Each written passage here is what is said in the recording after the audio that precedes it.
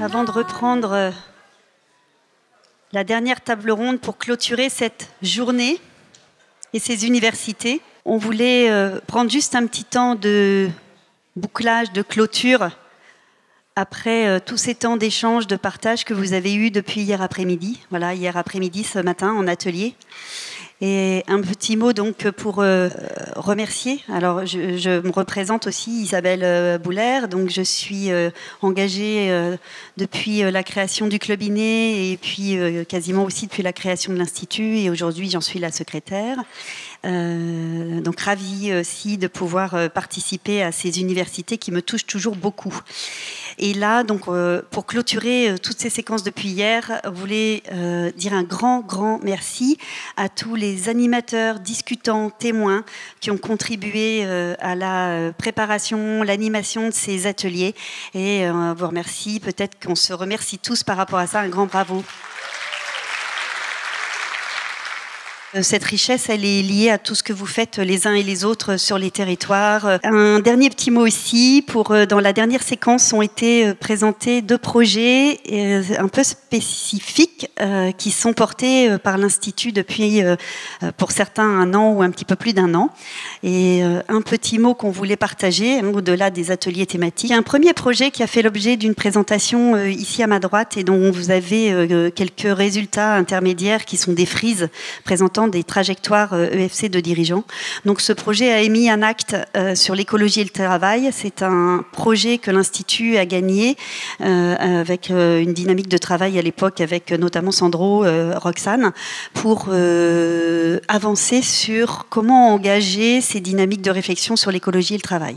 Voilà, c'est un projet qui va jusque mi-2024 et qui est très enthousiasmant et qui nous amène aussi à travailler avec le collectif Tama, Nicolas et Quentin, qui étaient ici ce matin et dont on continuera de vous donner des nouvelles et qui va engager également des régions, des dirigeants, des accompagnateurs sur les territoires.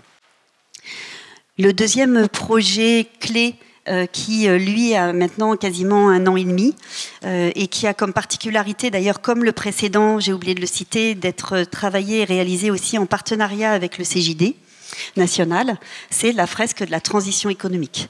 Bel exemple aussi d'initiatives venues aussi du terrain, d'idées qui émergent et puis qui en fait créent ensuite des équipes qui s'en emparent, qui y travaillent, et avec la grande satisfaction, je pense, de toute l'équipe et de tous ceux qui en bénéficieront d'un projet voilà, qui est abouti aujourd'hui, qui a été bien reporté et représenté par Élodie ce matin, et dont tous les acteurs, toute la communauté va pouvoir bénéficier demain. Et enfin, on voulait souligner aussi un travail de longue haleine aussi qui a été engagé depuis une bonne année avec plein de personnes qui sont ici et qui ne le sont peut-être plus, mais qui a permis d'avancer sur la remodernisation aussi de la communication de l'Institut. Et du coup, vous en avez bénéficié un petit peu au travers de ce que vous avez pu voir. Et un grand merci d'ailleurs à Céline Douchet qui est ici.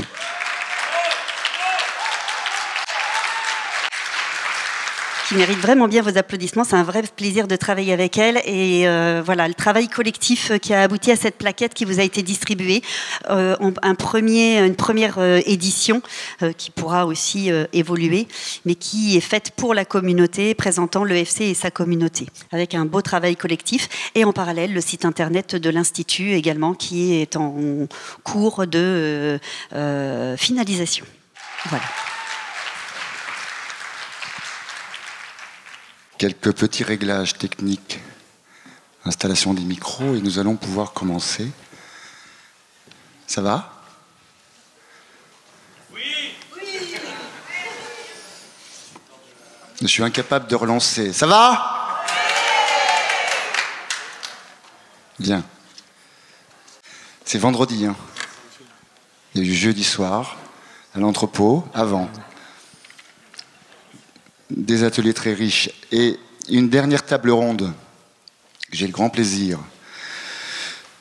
de tenter d'animer, de mettre en vie autour d'un sujet qui fait résonance avec la thématique de nos universités. Transition et démocratie, quels enjeux, quels acteurs, quelles démarches innovantes?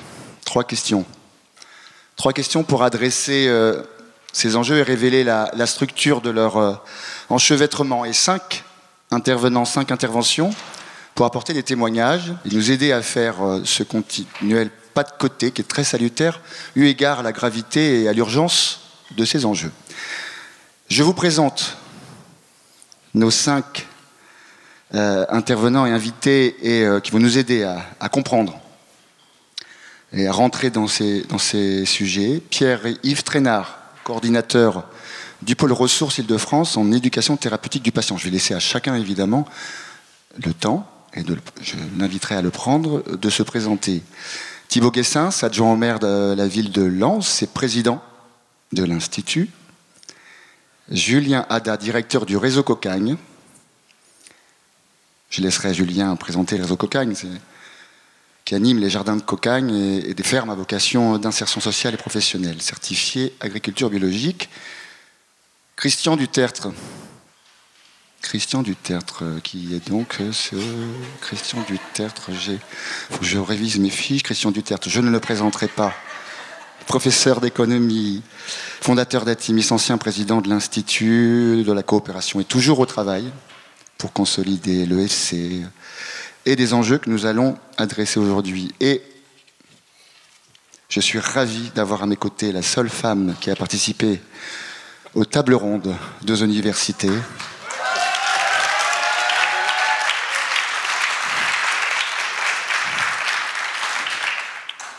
Je l'avais prévenu, on sait accueillir.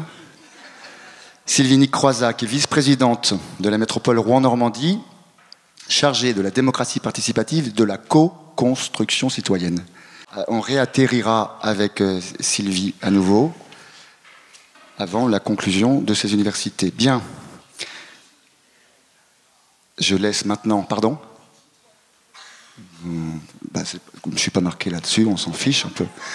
Donc Laurent Fussien, je suis conseiller municipal délégué à l'économie de cette ville, de Sotteville-à-Rouen. Très heureux de vous accueillir avec tous mes collègues et les agents qui ont très largement contribué, je le crois, à la réussite et à la fluidité de nos échanges. Parce que tout ça, c'est du travail. Donc mais je voulais le garder pour la fin, donc j'y reviendrai. Et puis, titre professionnel, je dirige les services d'une commune pas loin d'ici qui travaille ces sujets de transition et qui s'appelle Malonnais. Et puis, j'ai été le premier à... j'ai servi de sparring partner à Olivier Blandin à la présidence du Club Inné pendant 2 ans, mais maintenant, ça se passe beaucoup mieux. Alors, on y va ? Pierre-Yves, je te laisse la parole. 10 à 15 minutes de présentation, c'est la règle pour tout le monde.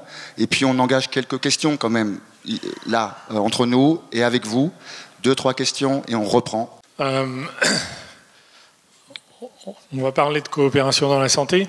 Je vais essayer d'être clair sur un sujet qui est forcément un peu complexe.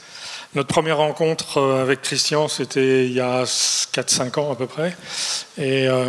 au bout d'une demi-heure, il dit franchement, vous êtes très bouillonnant et très brouillon, mais on va essayer de clarifier tout ça. Et puis depuis, on ne s'est pas quitté, quoi. Donc voilà. Alors l'enjeu, on va passer à la suivante. L'enjeu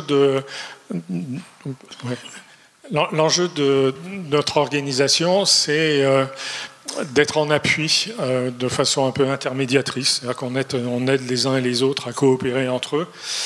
Les uns et les autres, ce sont des professionnels de santé, des structures d'organisation de soins, qu'elles soient hospitalières ou de ville ou autres, des associations de patients aussi, sur des objectifs transverses qui contribuent tous à améliorer l'accompagnement à l'autonomie en santé des personnes qui ont des maladies chroniques. C'est 40% à peu près des affiliés sociaux. C'est vrai que vous en avez évidemment tous dans votre entourage et qui souffrent globalement d'incompréhension totale de ce qu'on leur propose, de manque de coopération totale des soignants et d'incapacité de pouvoir faire valoir leurs propres propositions. C'est ça l'enjeu de départ, quoi. Nos objectifs à nous, c'est de faire que justement ces patients soient inclus dans le processus qui va leur permettre d'avancer dans leur propre prise en charge, et puis de créer une démarche collaborative avec les professionnels de santé et entre professionnels de santé, avec, si possible, une vision un peu de diffusion territoriale. Et puis vous avez un peu les secteurs dans lesquels on intervient et qui nourrissent notre expérience. On va passer à la suivante. Alors, ce que je vais vous raconter, c'est peut-être un peu comment on passe de la démocratie sanitaire à la démocratie en santé. La démocratie sanitaire, ça ne date pas tout à fait d'hier, parce que voilà, depuis 1974, les choses évoluent avec des lois. La loi de Kouchner en 2002 était fondatrice de l'accord finalement du droit de représentation aux patients. Et puis petit à petit, on a avancé vers la reconnaissance de l'ETP. Hein, c'est pas l'entreprise de travaux publics, c'est l'éducation thérapeutique du patient. Et puis ensuite, l'accompagnement à l'autonomie en santé des personnes qui ont des maladies chroniques et handicapées. Et c'est ça qui fait avancer petit à petit vers la démocratie en santé. C'est-à-dire qu'en fait, on accorde de plus en plus le droit aux patients de pouvoir intervenir, non seulement par rapport à leur propre santé, mais aussi par rapport à l'ensemble de la santé et du système de santé. On passe à la suivante. Alors, quels sont les grands enjeux autour de la mobilisation de ce qu'on appelle l'expérience patient? L'expérience patient, hein, c'est vivre avec une maladie. Finalement, c'est prendre des décisions tout le temps pour soi-même. Ce que disent les personnes qui ont des maladies chroniques, ils disent, vous savez, nous, 6 000 heures par an, on prend des décisions pour nous-mêmes avec notre traitement. Au mieux, vous, les médecins, on vous voit 2 heures dans l'année. Donc, cherchez où se prennent les décisions. Ce qui a un effet très choquant pour les professionnels de santé en général quand ils entendent ça. Mais l'enjeu, c'est que les personnes apprennent à naviguer dans le système de santé. Je ne vais pas vous faire un topo sur le système de santé français, vous le connaissez. Il n'est pas si simple que ça de se débrouiller quand on a une maladie chronique, d'autant plus si on est un peu éloigné de la compréhension de ce que c'est que le système de santé, quand on parle des personnes qui sont les plus vulnérables ou les plus éloignées dans la compréhension de ce qui leur arrive. Ensuite, c'est faire valoir son savoir lié à l'expérience de vie. C'est-à-dire comment est-ce qu'on devient sentinelle de soi-même, c'est-à-dire capable de donner l'alerte quand ça ne va pas, ou capable de gérer une décision quand il faut la prendre dans des situations un peu exceptionnelles. Et puis, comment est-ce qu'on devient, parce qu'on travaille avec les autres, dans les associations de patients notamment, on devient des pairs, et les pairs aidants, voilà, vous connaissez un peu ce mot-là, mais c'est comment en fait on gagne en légitimité de pouvoir donner son avis. C'est un énorme problème pour l'ensemble des personnes qui consultent les soignants, c'est d'avoir la possibilité de donner son avis. Je suppose qu'en consultation, vous savez très bien qu'en 30 secondes, vous savez si vous allez pouvoir donner votre avis ou pas, quoi. Soit il a la gueule fermée comme ça, puis c'est bon, on passera une autre fois, on prend l'ordonnance, on s'en va. Soit on va avoir un espace qui se crée. Voilà. Et c'est aussi comment est-ce que les professionnels de santé créent la possibilité de cet espace pour laisser venir des expériences des patients, sachant que les expériences des patients, ce sont des problématiques auxquelles souvent les soignants ne savent pas répondre. Et donc, c'est comment est-ce qu'on va construire ensemble des solutions par compromis. C'est-à-dire une délibération, avoir un espace de temps de délibération. C'est tout ça qui fait l'histoire de l'éducation thérapeutique et de l'accompagnement vers de l'autonomie en santé. C'est comment on crée la possibilité aux personnes de gagner en pouvoir d'agir sur leur propre santé, dans leurs propres environnements de vie, que ce soit professionnel, social ou de la vie courante de tous les jours. Ça fait 3 processus de transformation simplement pour vous alerter sur la difficulté qu'il y a à dire ils vont coopérer ensemble, ouais, c'est tout simple, voilà. En fait, il y a 3 processus de transformation qui sont fondamentaux. D'abord, il y a un processus politique, c'est que tout simplement, c'est des enjeux de pouvoir. Parce que quand même avoir des patients qui prennent un peu le pouvoir de la discussion, c'est pas si simple pour des soignants qui n'ont jamais été formés qu'à soigner des gens couchés. Même en consultation, ils sont assis, mais enfin bon, on a toujours le dessus. Tandis que là, voilà, on va avoir la nécessité d'avoir des interactions. Donc il va falloir faciliter les négociations, transactions, et c'est comment est-ce qu'on crée ça, à quel moment, à quel temps, et voilà, tous ces processus-là. Ensuite, processus culturel. On ne parle pas du tout des mêmes choses quand on est soignant et patient. Il y en a un qui a un savoir qui est lié à l'expérience de la vie, et l'autre, il a un savoir qui est un savoir sachant, voilà, qui utilise des mots barbares grecs. Et bon, donc comment est-ce qu'on va s'entendre sur les valeurs, les pratiques, les linguistiques, etc. Et ça aide, enfin, il faut que les professionnels arrivent à se décentrer finalement de leur culture professionnelle et d'avoir un nouveau regard sur les patients, donc les conditions d'un partenariat ensemble. Et puis le troisième processus, c'est-à-dire qu'il va falloir changer un peu les façons de faire. Changer les façons de faire, c'est s'organiser différemment, c'est trouver des outils, changer un peu les rôles, s'entendre entre professionnels médicaux, paramédicaux, sociaux, culturels, tout ce que vous voulez.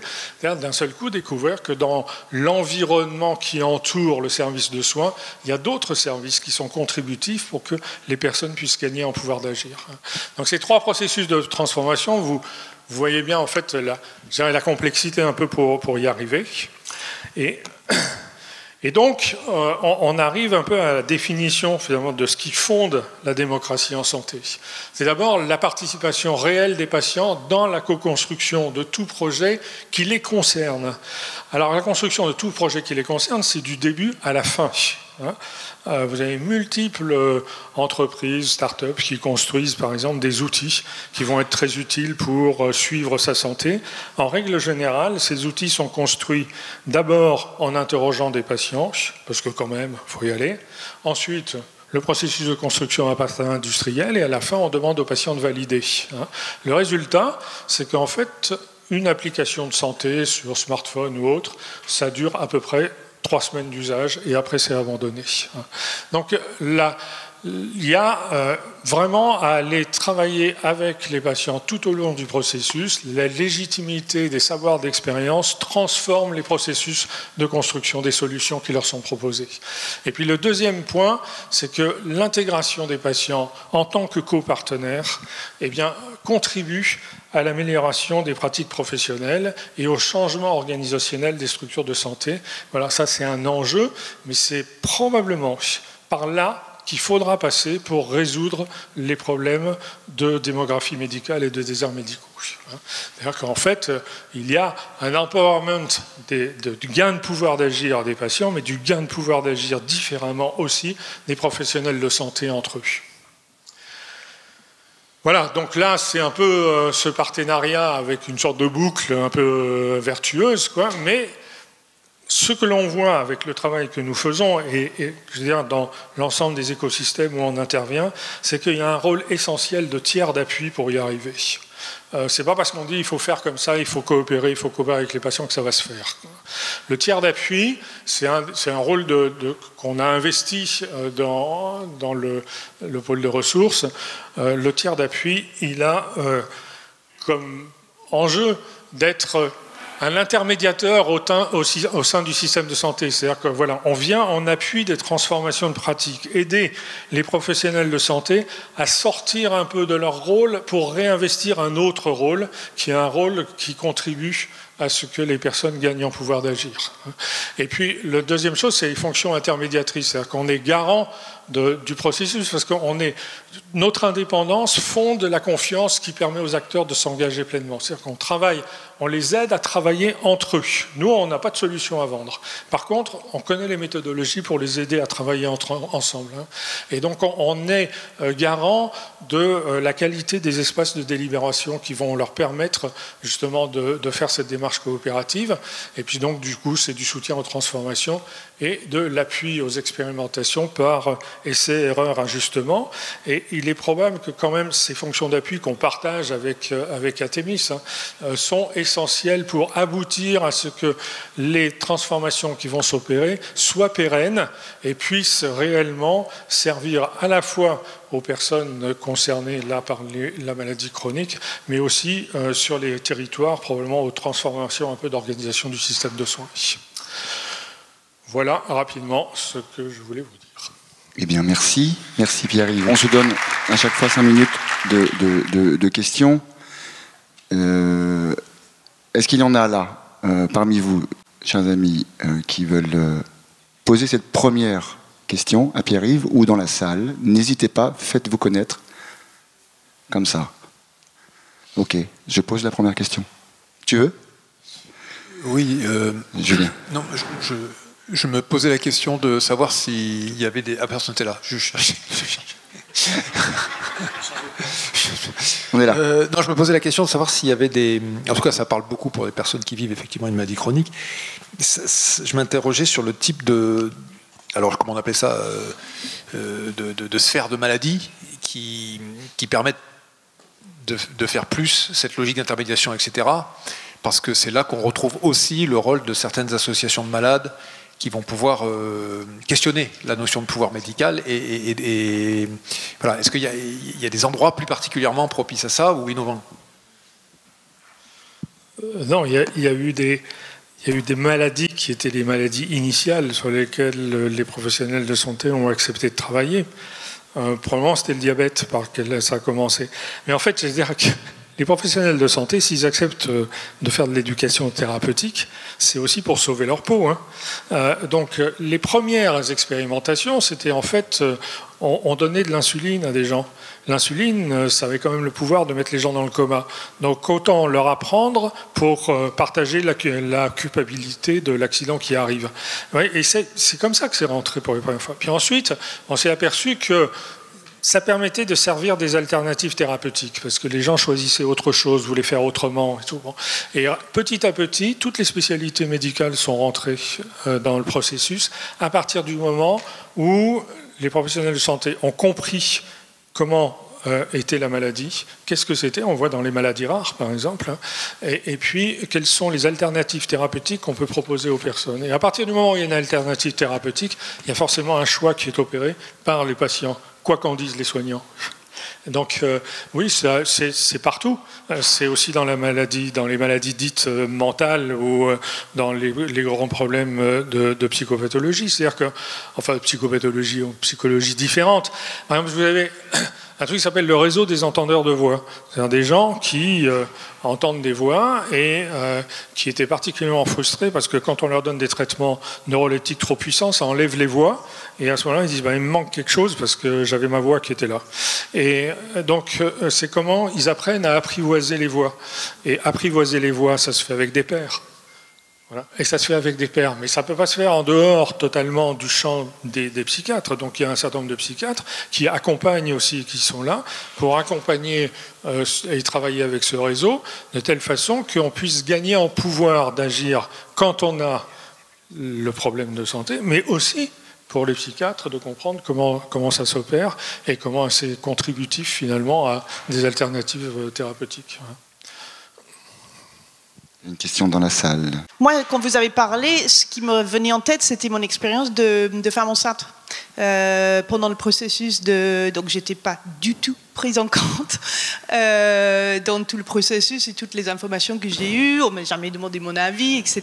Et je me demandais si ça venait dans votre champ d'action aussi, la médecine préventative ou les personnes qui sont pas forcément. Enfin, j'ai de la chance de pas être malade, mais voilà. La grossesse a quand même été transformée en maladie par les médecins. Absolument. Donc, voilà, et lors pour la petite anecdote que je ferai très rapide, lors des séances de préparation à l'accouchement, on était 40 femmes dans la salle, j'avais une petite sage-femme qui ressemblait à Danny DeVito qui disait, ben voilà, vous allez arriver, vous allez être mise dans une salle, vous avez 20 minutes, si vous n'avez pas accouché, on vient avec les forceps et tout. Et moi j'ai dit, excusez-moi, et puis si on voulait laisser un peu de temps, il m'a dit, Madame, je pense que vous n'avez pas eu beaucoup d'enfants. Et je lui dis, et vous, monsieur, vous en avez eu combien? Sketch, ouais, évidemment, on est sur le registre du partage des expériences vécues. On est déjà dans une activité d'apprentissage. On apprend des expériences à partir du moment où on va pouvoir partager avec les autres les situations où on a vécu cette expérience.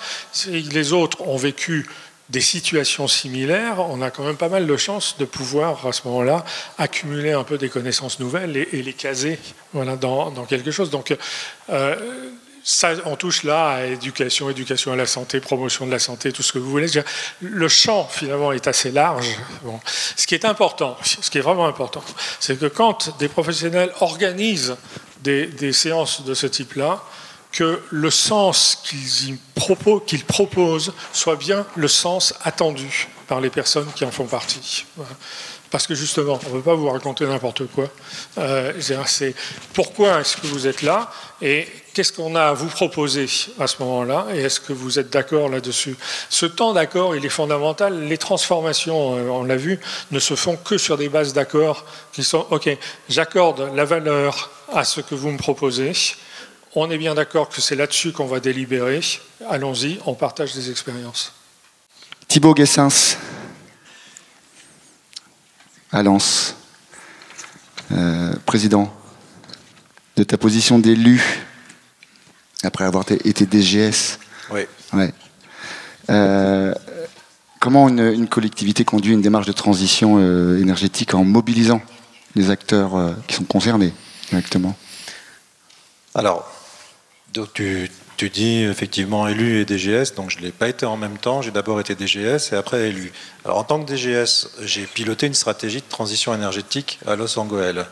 Donc on part d'une compréhension un peu technique des enjeux et puis à un moment donné on revient plutôt dans une dimension d'échange entre les élus, les services, un peu les habitants sur des petits sujets, mais pas toujours. Alors sur l'éclairage public, oui, parce qu'on a des discussions avec les habitants sur plutôt de l'information, on va dire. On leur demande pas de choisir les ampoules, mais on leur demande de participer à des choses sur un espace public comme le parc de centre-ville avec un éclairage qui a une variabilité. Mais par exemple, sur la toiture photovoltaïque de l'église, il n'y a pas de nécessité absolue d'associer les habitants. Ça fait partie d'un apprentissage de la question de la transition énergétique et de comment on essaye de se mettre en coopération, enfin en interaction avec l'ensemble des acteurs. Par exemple, on avait identifié qu'on a un gisement assez fort d'éoliennes, de vent sur la commune, mais on avait une association plutôt opposée à un moment où c'était, vous savez, l'os a été détruit en 14-18, enfin 18, donc là on était en 1917, en 2017, et on savait qu'il y avait avoir une opposition forte au moment de la commémoration, avec une mobilisation de l'histoire locale pour dire on ne veut pas d'éoliennes sur le champ de bataille. Donc on a décidé de ne pas prendre cette direction, mais comme on s'était outillé d'une stratégie, on avait ouvert la question du cadastre solaire, qui était le repérage des gisements d'éoliens, enfin pas d'éoliens, pardon, solaires. Et à partir de là, je peux vous dire aujourd'hui que ce cadastre s'est déployé à l'échelle du pôle métropolitain. Je vais y revenir après parce qu'il y a un cheminement quand même de DGS. Donc en tant que DGS, je porte des dimensions comme ça, je m'outille sur aussi j'avais rejoint l'Institut et puis commencé à instruire au moment où je change de réorientation, une stratégie, la grille, l'atelier de transition énergétique de l'Institut, où nourri de mes expériences, j'arrive à enrichir le référentiel et je suis élu à Lens. Donc je peux commencer à redéployer cette question de l'énergie. Alors là, on sait plutôt, c'était très très étonnant parce que si vous voulez, alors Lens et Los sont proches, hein, c'est deux villes qui se touchent. Los fait 6 000, 7 000 habitants, Lens 32 000. Et l'hôpital, c'est sur les terres de Los Angeles que se construit le nouvel hôpital de Lens. Et nous avions, en tant que Lossois, exiger, demander, travailler à ce que l'hôpital soit extrêmement résilient, enfin économe en énergie, que ce soit vraiment l'hôpital le plus démonstrateur de la transition énergétique. Et quand je suis du côté lensois, je prends conscience qu'il risque d'y avoir un petit problème parce que ça va dégrader le modèle local d'une boucle d'énergie qui était un réseau de chaleur. Donc on a une centrale biomasse qui est extrêmement performante en termes de transition, carbone, etc., qui est inscrite dans le territoire. Elle alimente une piscine, un hôpital et un quartier. Ce quartier, grande résidence, c'est un quartier un peu, comme tu peux voir ici, des années 70, donc avec un chauffage urbain. Les logements sont rénovés dans le cadre d'un processus d'une politique de l'ANRU, donc ça fait baisser les consommations. La piscine, nouvelle piscine, extrêmement performante du point de vue énergétique, ça fait baisser les consommations. L'hôpital que nous avions voulu à Los, extrêmement économe en énergie, ça fait baisser les consommations. Et la centrale biomasse qui se trouve à Lens, en niveau d'alerte, la commission de régulation de l'énergie dit vous ne pouvez plus produire parce qu'il n'y a pas assez d'exutoires. Ou alors, il faut augmenter les prix du chauffage pour les populations les plus en difficulté du côté de la grande résidence.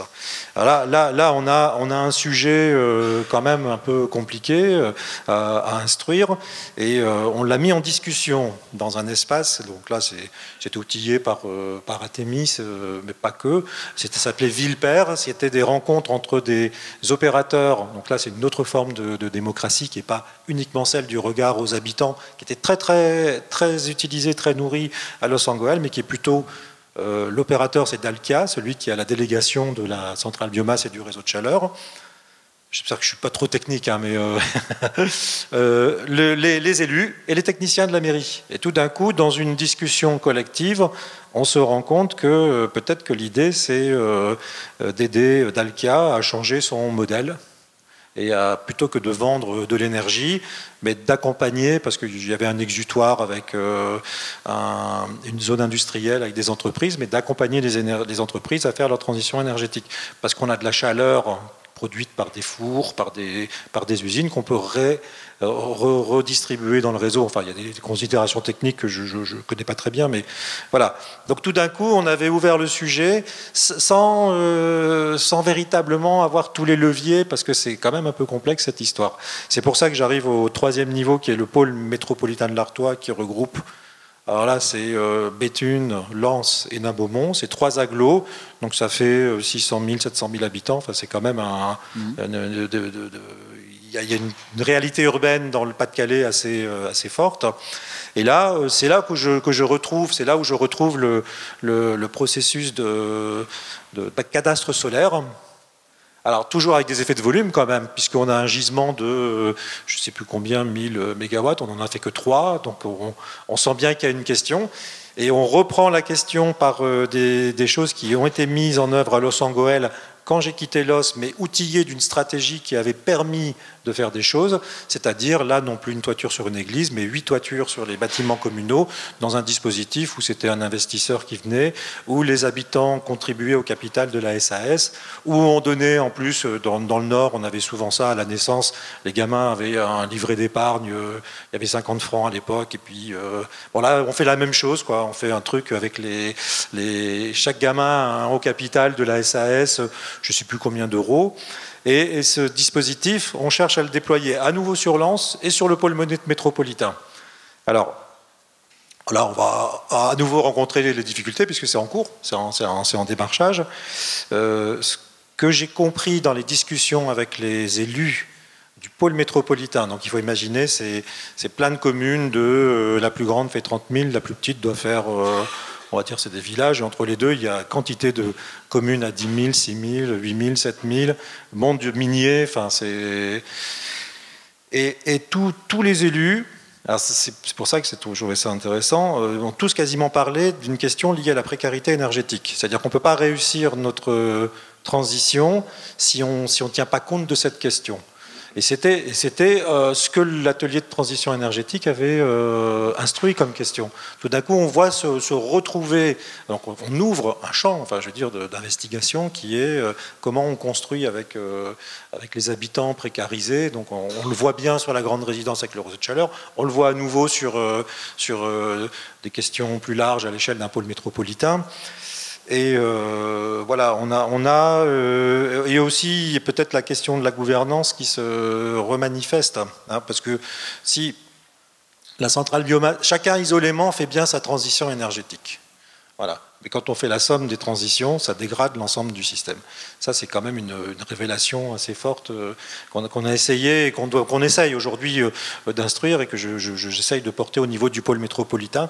Et ça passe, à mon avis, bon, on va le découvrir tout ça, mais par un renouvellement de la gouvernance. Donc nous, on s'est outillés en tant qu'élus à créer les élus de l'éco-transition. Voilà, on est quelques-uns dans toutes ces communes. Vous voyez, c'est des modes de gouvernance assez singuliers, le bassin minier, puisqu'il n'y a pas un chef de file, c'est plutôt un écosystème d'acteurs d'élus, quelquefois avec des tensions politiques ou des familles, etc. Enfin, un peu, parfois compliquées. Et donc, on cherche à outiller notre stratégie d'une forme de gouvernance un peu renouvelée. Je ne sais pas si ça s'appelle de la démocratie participative ou d'autres formes de démocratie, mais on sent bien que cette question, elle est quand même très présente. Je ne suis pas encore descendu au niveau de tous les habitants de tout ce grand territoire, puisqu'on avait émis l'idée, suite au processus Villepert, là, au dispositif, pourquoi pas créer une AMAP énergie, puisqu'on a un réseau de chaleur qui n'alimente que des grands bâtiments ou des grands groupements. On ne vend pas l'énergie chez les personnes, on vend l'énergie chez un bailleur social qui le revend, qui le redistribue auprès des personnes. Mais peut-être qu'une forme AMAP énergie, ça pourrait valoir le coup. Alors, ça dépend des conditions de réseau, de quartier, etc. Bon, c'était plus une idée parce que la mise en œuvre semblait un peu compliquée. Et puis... Sur le dernier système, c'était l'effacement diffus. Donc voilà, encore une fois, vis-à-vis des habitants, l'idée de l'effacement diffus, c'est vous mettez vous avez chaleur, donc le chauffe-eau et les radiateurs électriques, et vous mettez sur votre système électrique un système qui est piloté par EDF ou par RTE, je ne sais plus, et qui coupe de manière diffuse pendant 2-3 minutes votre élec. Ça n'a pas d'effet sur le ballon d'eau chaude, mais ça permet de ne pas lancer une centrale, d'économiser le lancement d'une centrale. Donc on a un sujet tout d'un coup avec les habitants à nouveau, il faut aller chez les gens. Ce que ne fait plus EDF ne va plus chez les gens, ne va plus rencontrer les gens qui sont en difficulté. Et là, on essaye avec le CCAS de travailler cette question où on reprend par un autre biais une relation directe avec des habitants pour être dans un... Alors encore une fois, je ne sais pas si ça s'appelle démocratie participative ou quoi que ce soit, mais enfin on est animé par ce souci constant d'être dans des formes d'interrelation, étant entendu que, à mon sens, ça ne marche que quand vraiment tout le monde est dans cette compréhension collective. Donc je fais écho certainement à la question d'une démocratie de la santé. Il y a peut-être une démocratie de l'énergie ou quelque chose qui, on sent bien en gestation, on sent que c'est compliqué à faire, mais on sent bien qu'il y a un mouvement dans ce sens-là. Merci Thibault. Merci. Je pose la première question et puis je vous laisse poursuivre si vous le voulez bien. Où est-ce que, Thibault, ça coince le plus? Parce que on a quand même, dans la présence de Pierre-Yves, vu un certain nombre de pistes extrêmement prometteuses. On sent bien que ça bouge, et de toute façon ça va bouger. J'ai le sentiment quand même que sur les questions de l'énergie, alors peut-être qu'il y a des analogies à faire, mais ça peine encore à bouger dans la tête de nos concitoyens, de se sentir des acteurs de ces questions-là. L'habitude qu'on peut avoir, c'est on appuie sur un bouton, ça marche, c'est bon. Alors, il y a un problème quand ça marche plus, quand il faut délester. C'est quand même un sujet. Comment on est passé où le secteur s'est fortement libéralisé, alors que c'était un bien commun avant. Pour le coup, on peut être d'accord ou pas sur l'orientation stratégique, mais on est sur des points durs sur les questions de transition énergétique. Quand tu parles des questions démocratiques. Et sur ces sujets-là et sur ces enjeux-là. Où est-ce que ça coince le plus? Moi, ce que je peux témoigner, c'est dans le bassin minier, l'énergie, c'est le charbon. Au nord, c'était les corons. Voilà. Donc, c'est structurant cette histoire, hein, parce que le charbon était gratuit pour les ouvriers mineurs dans les maisons. Donc, l'histoire du rapport que nous avons avec l'énergie, c'est une histoire d'une énergie disponible, en tout cas pour se chauffer, même pour faire rouler les locomotives. Enfin voilà, d'une énergie qui a amené aussi, qui a permis à la France, par exemple, de contribuer au développement de la France, etc. quoi. Donc, il y a cette histoire profonde d'un rapport à l'énergie. On gagne sa vie, on a une maison, on a tout, on a l'hôpital gratuit, l'école, les vacances, la santé, l'urbanisme, la police des mines, sauf le cimetière. Tout appartient aux mines, sauf le cimetière qui appartient aux mairies. Donc on a un contexte où la question de l'énergie... C'est la seule externalité. Ouais. On a un contexte où l'énergie est vécue d'abord comme quelque chose d'englobant, comme ça. Donc c'est assez compliqué de demander aux gens d'avoir un point de vue personnel sur ce sujet. J'avais... J'ai perdu le fil de ma réponse, mais il y avait un deuxième élément que je voulais te dire, ça va peut-être me revenir. C'est là où ça bloque, je pense que les élus, enfin si tu veux, dans ce territoire, il a aussi cette singularité d'avoir plein de petites communes ou communes moyennes qui prennent des initiatives. Donc il y a un blocage, il n'y a pas un pilote général, il n'y a pas un contexte culturel, mais il y a plein d'espaces où ça contribue. C'est plutôt dans ce sens-là que nous, on voit le... Et puis, quand même, moi j'étais au conseil municipal, du jour au lendemain où le gaz a pris 150% d'augmentation, tout le monde est devenu... économe en énergie, tout d'un coup, toute cette question est devenue une question absolument acceptée par tout le monde. Donc si tu veux, le niveau, la bascule des élus se fait sur des questions extrêmement concrètes, qui est le prix de l'énergie, puisque ça renvoie tous les citoyens à leur porte-monnaie, et donc derrière, à la mise en cause du politique dans son rapport à cette question. Voilà, donc ça c'est une bascule qui se fait, et puis en même temps, plein d'énergie ou plein de micro-expérimentations. Le sujet, à mon avis, étant aujourd'hui de les relier, c'est un peu ce que le pari du pôle métropolitain. C'est pas l'espace le plus politique, mais l'espace où on se rend compte. Certainement qu'il y a quelque chose de l'ordre d'un espace d'intermédiation, qui est un peu à construire, et peut-être que ce pôle métropolitain, ou ce club des élus de l'éco-transition, peut-être un espace pour débloquer les choses, tu vois. Merci Thibault. Maintenant, Julien Ada, directeur du réseau Cocagne. Présent. Présent.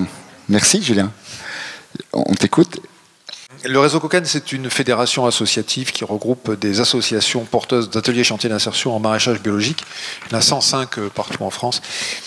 Et qui produisent, bon an, mal an, 1 400 000 paniers bio par an pour accompagner 5 000 personnes dans un parcours d'insertion, avec des métiers classiques du modèle d'insertion, accompagnateur socio-professionnel, encadrant technique, voilà, qui est finalement un modèle qui est très déterminé aussi par la politique étatique d'habilitation, d'aide au poste, du ministère du Travail, mais qui est aussi issu de la dynamique entrepreneuriale des travailleurs sociaux des années 70, 80, 90, etc. Alors oui, j'ai essayé de répondre à la question poser des transitions éco et des projets de société et des horizons politiques que ça peut définir. Moi, je vais vous parler de la sphère fonctionnelle, puisqu'on appelle ça comme ça, de l'aide alimentaire, qui est un sujet sociétal et puis sur lequel nous on est vraiment impliqués. Alors les constats actuels, vous les connaissez, depuis notamment le cri du président des Restos du Cœur en septembre, une explosion de la demande. Là je relisais un peu les chiffres de l'INSEE, il y a eu 1% d'augmentation en 2021 du taux de pauvreté, on est à quasiment 15%. Et parmi ces 15% de personnes qui sont en situation de pauvreté, ils vivent avec des moyens inférieurs à 20% du seuil de pauvreté. Donc c'est vraiment une intensification de la précarité à laquelle on assiste. J'étais à Los Angeles avant-hier pour la journée régionale de l'alimentation sur tous ces sujets. Il y avait la présidente des banques alimentaires qui était présente, les Restos du Cœur aussi, et elle nous citait dans toute l'agglomération le travail qu'ils mènent auprès des publics étudiants en particulier. Mais enfin, c'est énorme. En fait. C'est une explosion. Et en même temps, on a une limite de l'offre industrielle, puisque, comme l'ont dit les Restos du Cœur, il faudrait un doublement des achats en 2 ans pour pouvoir y répondre. 22% de personnes adultes, de personnes accompagnées au Restos du Cœur entre novembre 22 et 23. Ça fait 30 millions de repas. C'est une véritable explosion, quoi. Donc on est dans une sphère fonctionnelle. On peut la décrire comme étant de toute façon caractérisée essentiellement par une logique agro-industrielle. Alors qu'il y a une spécificité, c'est-à-dire que d'ailleurs c'est tout à fait intéressant d'étudier cette sphère agro-industrielle de l'aide alimentaire en tant que telle. Moi je vais vous parler des alternatives, mais je pense que le vrai sujet il est là. En fait. Pourquoi il est là? Parce que j'étais au lancement de la collecte des banques alimentaires hier matin à Gennevilliers, et tous les industriels sont là. Distributeurs, industrie agroalimentaire, producteurs agricoles majoritaires, etc., etc. Et ils sont là dans une transaction philanthropique. Alors il est évident que cette transaction, elle n'est pas neutre. Donc on n'a pas le temps là d'en parler. Elle n'est pas neutre symboliquement, politiquement, puisque l'expression hier d'ailleurs était très claire. Il faut qu'on valorise nos dons, parce que nous sommes critiqués en ce moment, notamment sur l'augmentation des marges du secteur de l'industrie agroalimentaire. Mais en même temps, il y a... Dans cette logique philanthropique, il y a un acteur qu'on oublie, c'est-à-dire que le contre-don, c'est la défiscalisation. C'est toute une industrie qui a solvabilisé son effet utile ou son externalité, qui est de participer à la lutte contre la précarité alimentaire.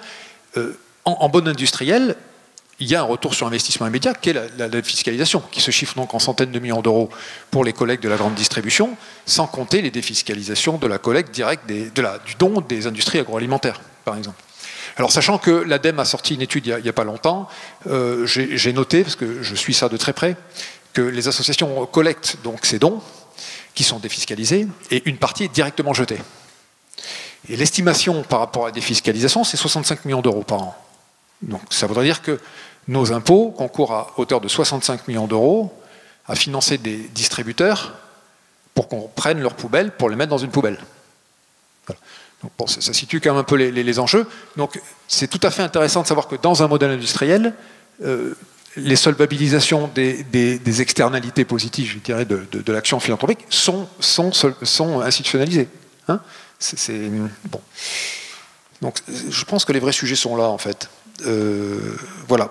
Néanmoins, par rapport aux chiffres que je citais, qui peut contester la nécessité malheureuse d'une urgence de répondre à cette situation à ces situations de précarité, avec une mobilisation très forte des bénévoles, qui se chiffre là aussi monétairement à plus de 500 millions d'euros par an, enfin d'énergie bénévole en France, etc. Voilà. Quelle est la réponse, évidemment, qui est donnée à ces constats sociétaux? Il y a deux types de réponses qui sont un peu concomitantes. D'abord, une augmentation financière de cette industrie agroalimentaire du don, hein, bien sûr. Des augmentations de financement, notamment par la réévaluation des fonds européens qui sont alloués communautairement à la France, hein, et aux associations qui gèrent ces fonds européens. Elles sont 4 associations à gérer en France ces fonds européens, avec des centaines de millions d'euros sur une programmation de 7 ans. Voilà. Donc tout ça est réévalué, et vous l'avez vu l'année dernière, vous l'avez vu cette année, et vous l'avez vu, on verra encore, la France qui débloque des fonds nationaux pour soutenir les besoins pour les étudiants, etc. Voilà. Alors plus récemment, on a vu aussi des valorisations tout à fait surprenantes, le fameux chèque de M. Arnaud au Resto du Cœur, hein, 10 millions d'euros, etc. Donc bon, là on a aussi une évolution quand même assez rapide de cette logique de répondre au volume par plus de financement. Voilà. Donc à côté de ça, l'État, parce que j'y reviendrai, l'État n'a pas, l'État n'est pas un acteur neutre dans cette logique volumétrique sans fin. D'abord parce qu'il l'a validé et qu'il l'a accompagné, et d'autre part parce qu'il l'a questionné. Tout de même, il y a des questionnements, et ces questionnements sont passés par la mobilisation de ressources internes à l'État. Je pense à un rapport de l'IGAS, structurant dans cette affaire en 2018-2019, qui questionne cette logique volumétrique et qui commence à interroger les résultats. C'est-à-dire qu'en fait, plus on lutte contre la précarité alimentaire par l'aide alimentaire classique, plus il y a de la précarité alimentaire. Parce que nutritionnellement, on n'y est pas, il n'y a pas les accompagnements, il n'y a pas de réforme structurelle. Donc ça pose quand même des questions, à tel point que l'IGAS parle de l'État payeur aveugle, en fait. Je paye, mais je ne sais pas ce que j'obtiens. Sinon. Tout ça, c'est dans le rapport de l'IGAS. Du coup, l'État mobilise un processus délibératif intéressant, en plus de certaines de ces instances, hein, comme le Conseil national de l'alimentation, qui va réunir, lui, des panels citoyens, donc qui va engager les citoyens pour commencer à débattre de ce qu'ils vivent.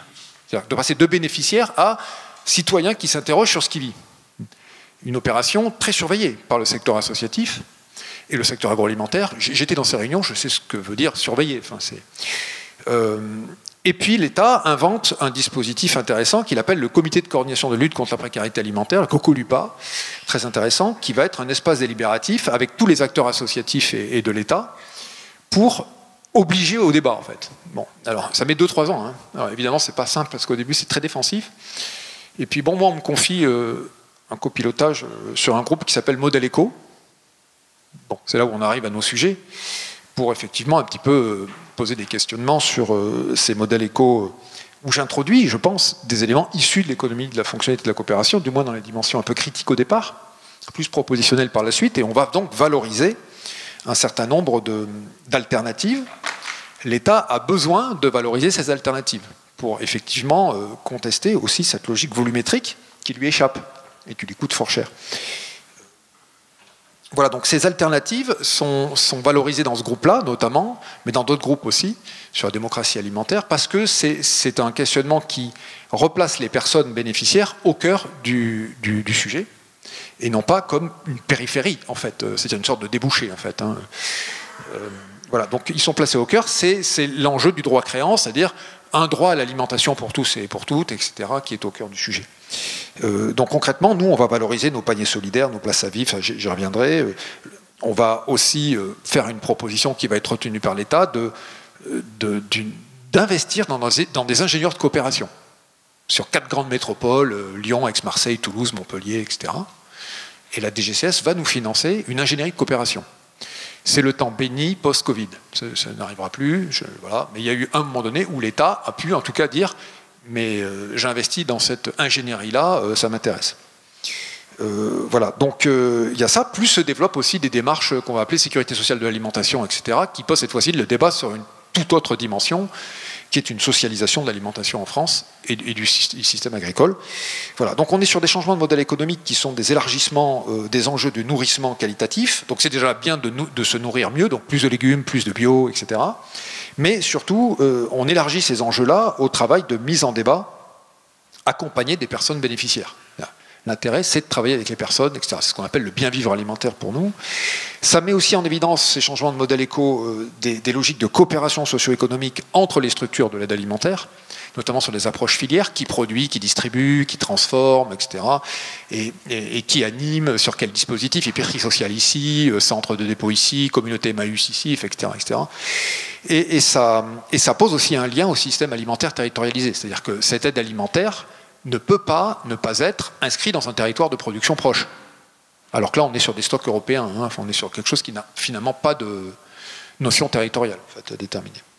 Voilà, donc ce groupe de travail-là va amener l'État finalement à valider une stratégie de reconnaissance d'un autre modèle économique pour l'aide alimentaire comme une finalité politique à donner à cette question de l'aide alimentaire, à côté du volume. Finalité déterminée par un programme qui s'appelle Mieux manger pour tous et un fonds de 60 millions d'euros sur 3 ans, qui a commencé cette année, le fonds pour une aide alimentaire durable, et qui va reprendre tous ces éléments qualitatifs, c'est-à-dire coopération, participation des publics, délibération avec les publics, et sourcing évidemment, bio, local, etc. Donc c'est très important de montrer qu'il y a quand même une capacité aussi de réforme. On a 2 schémas, soit la réforme de l'aide alimentaire, soit la modernisation. Et là, on est dans un élément de réforme. Il y a 2 horizons politiques qui découlent de ça. Je pense que c'est d'abord un premier horizon qui nous motive tous, c'est la confiance horizontale dans les relations sociales. C'est évidemment à ce niveau-là, entre nous, entre citoyens organisés, que doit se faire la confiance. Et ça, c'est l'horizon politique qu'on visait.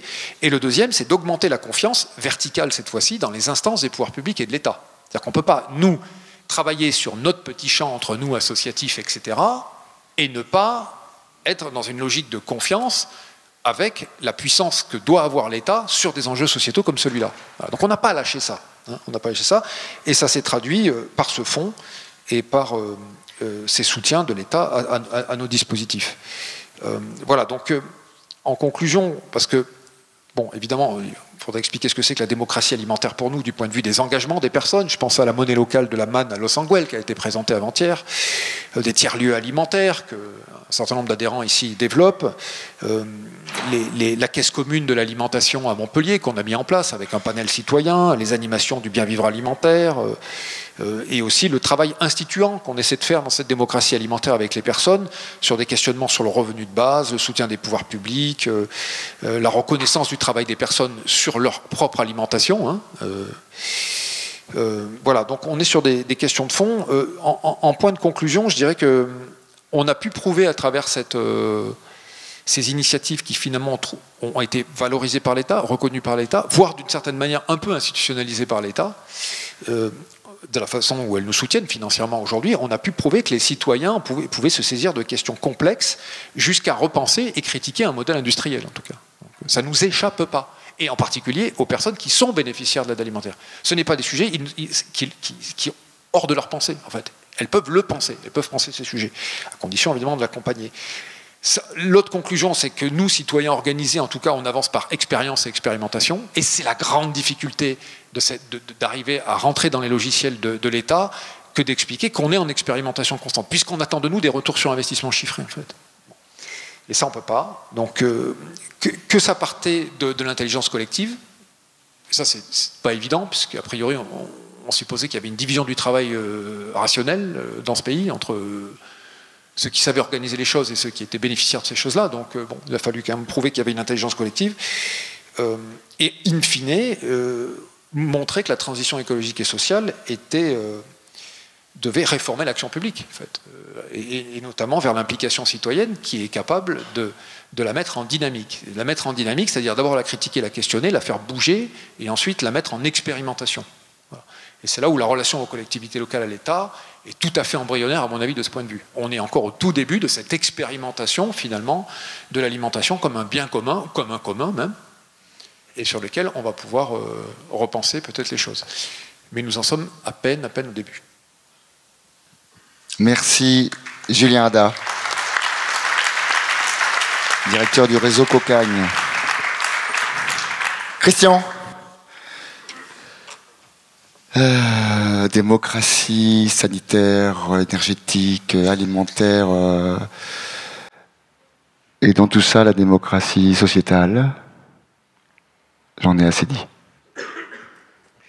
D'abord, quand j'écoute mes amis, j'entends un certain nombre de points qui sont des points transversaux, qui me semblent extrêmement importants. Le premier point, à travers les expressions de démocratie de la santé et pas sanitaire, démocratie alimentaire, on sent qu'il y a ici, et on pourrait dire presque démocratie énergétique, on sent qu'il y a une volonté de changer les rapports de la société civile à ces enjeux de santé alimentaire, énergétique, et que le point principal, c'est la capacité de la société civile à s'organiser sur ces enjeux. Sans organisation de la société civile, de mon point de vue, il n'y a pas de perspective démocratique, et le compte-rendu que tu as fait de l'expérience à propos de l'énergétique montre que lorsque le problème est pris par le haut, à cause des enjeux technologiques, et par les institutions représentatives, élues, ça bloque. Ton exposé, d'ailleurs même dans ton expression à un moment donné, tu étais bloqué. Tu étais bloqué parce que le processus même que tu as décrit de prise en charge de la question énergétique par les institutions territoriales bloque. Et tu aurais tombé à la fin sur la nécessité de remobiliser les CCAS, et à travers les CCAS, de remobiliser à travers le thème de la précarité énergétique, la société civile, pour débloquer. C'est un point absolument fondamental. Sans organisation de la société civile sur ces enjeux-là, pas de possibilité démocratique, pas de possibilité d'avancer dans ce que nous appelons la transition, pas de possibilité de changement sociétal. Sans société civile organisée. Pour que la société civile puisse s'organiser, je pense qu'il y a un point absolument fondamental sur lequel a insisté Pierre-Yves au démarrage de son intervention, et qui est un peu en filigrane de ce que tu disais, pour moi, Julien, c'est le besoin d'organismes d'intermédiation. Pour que la société civile s'organise, il y a bien d'espace de délibération, de mise en discussion, de compréhension de ce qui nous arrive, de critique du modèle dominant, des raisons pour lesquelles nous sommes dans ces impasses. Éclairer les raisons pour lesquelles nous sommes confrontés à des problèmes énergétiques, des problèmes alimentaires. Si nous ne faisons pas ce travail de mise en évidence des formes actuelles de la domination, nous passons à côté de l'essentiel. Et ça, il y a besoin d'espace qui puisse être mis en discussion, ces organismes d'intermédiation, qu'est le pôle, qu'est le réseau Cocagne, qu'est les clubs, c'est fondamental. Attention à l'expression énergie collective ou intelligence collective. C'est un fourre-tout. Dans ces espaces d'intermédiation, nous avons besoin de compétences complémentaires, de formes d'engagement complémentaires. Nous avons besoin d'abord de citoyens, habitants, leur quartier, leur territoire, qui posent ces questions. Nous avons besoin aussi d'entreprises qui essayent de répondre en changeant, en interrogeant leur modèle économique pour se mettre au service, et que ces entreprises relèvent de l'économie sociale et solidaire, comme un jardin de Cocagne, ou que les entreprises aient un statut privé dit classique. Une remise en cause de cette perspective d'ordre économique. Nous avons besoin de recherche. Nous avons besoin de consultants qui se mettent à la recherche et de chercheurs qui se mettent à l'intervention. C'est-à-dire que nous avons besoin d'éclairer, de réfléchir, d'envisager les problèmes au fur et à mesure qu'ils se posent par le réel, par l'engagement. Nous avons besoin de cette complémentarité de compétences et de coopération. Oui, nous avons besoin de chercheurs. Si la recherche n'était pas mise dans ce mouvement, il n'y aurait pas aujourd'hui d'économie de la fonctionnalité et de la coopération. Oui, nous avons besoin d'entreprises engagées. Et le CJD nous a beaucoup aidé. Et aujourd'hui, le réseau Cocagne nous engage, nous aide énormément, plus qu'aider. Nous permet de donner une réalité à notre démarche. Oui, nous avons besoin de consultants, c'est-à-dire d'accompagnateurs qui réfléchissent, qui font des retours d'expérience, qui réinterrogent leur méthodologie, qui la partagent, qui arrêtent de se mettre en concurrence les uns par rapport aux autres, qui arrêtent de conserver leur méthodologie de manière égoïste et privée, qui les partagent, qui les mettent en discussion et que cette pertinence progresse. Oui, nous avons besoin de collectivités territoriales ou d'institutions publiques qui remettent en cause les modes d'élaboration des politiques publiques. En d'autres termes, nous avons besoin de cette complémentarité. Mais on n'y est pas encore complètement. On n'y est pas encore complètement. Pour passer à la politique, parce qu'on a besoin de passer à la politique, il n'y aura pas un développement puissant dans un pays comme le nôtre, comme au Brésil, si nous ne mêlons pas des affaires du politique. L'économie de la fonctionnalité de la coopération, c'est des éléments de repère, des éléments d'appui, des faits référents, des méthodologies d'action. Mais quand au fond, qu'est-ce qu'on cherche? On cherche une nouvelle dynamique économique, sociale, écologique au service des communautés qui habitent ce pays ou qui habitent le Brésil, au service des intentions de santé, aux intentions alimentaires, aux intentions énergétiques. Il n'y a d'économie de la fonctionnalité pertinente que si seulement ce sont des référents qui sont mobilisés dans une perspective politique. Ce qui nous oblige à réfléchir, à faire évoluer notre action vis-à-vis de la scène politique électorale. J'ai confiance que lorsque ces dispositifs ont été éprouvés dans le réel par l'action des citoyens, c'est fondamental.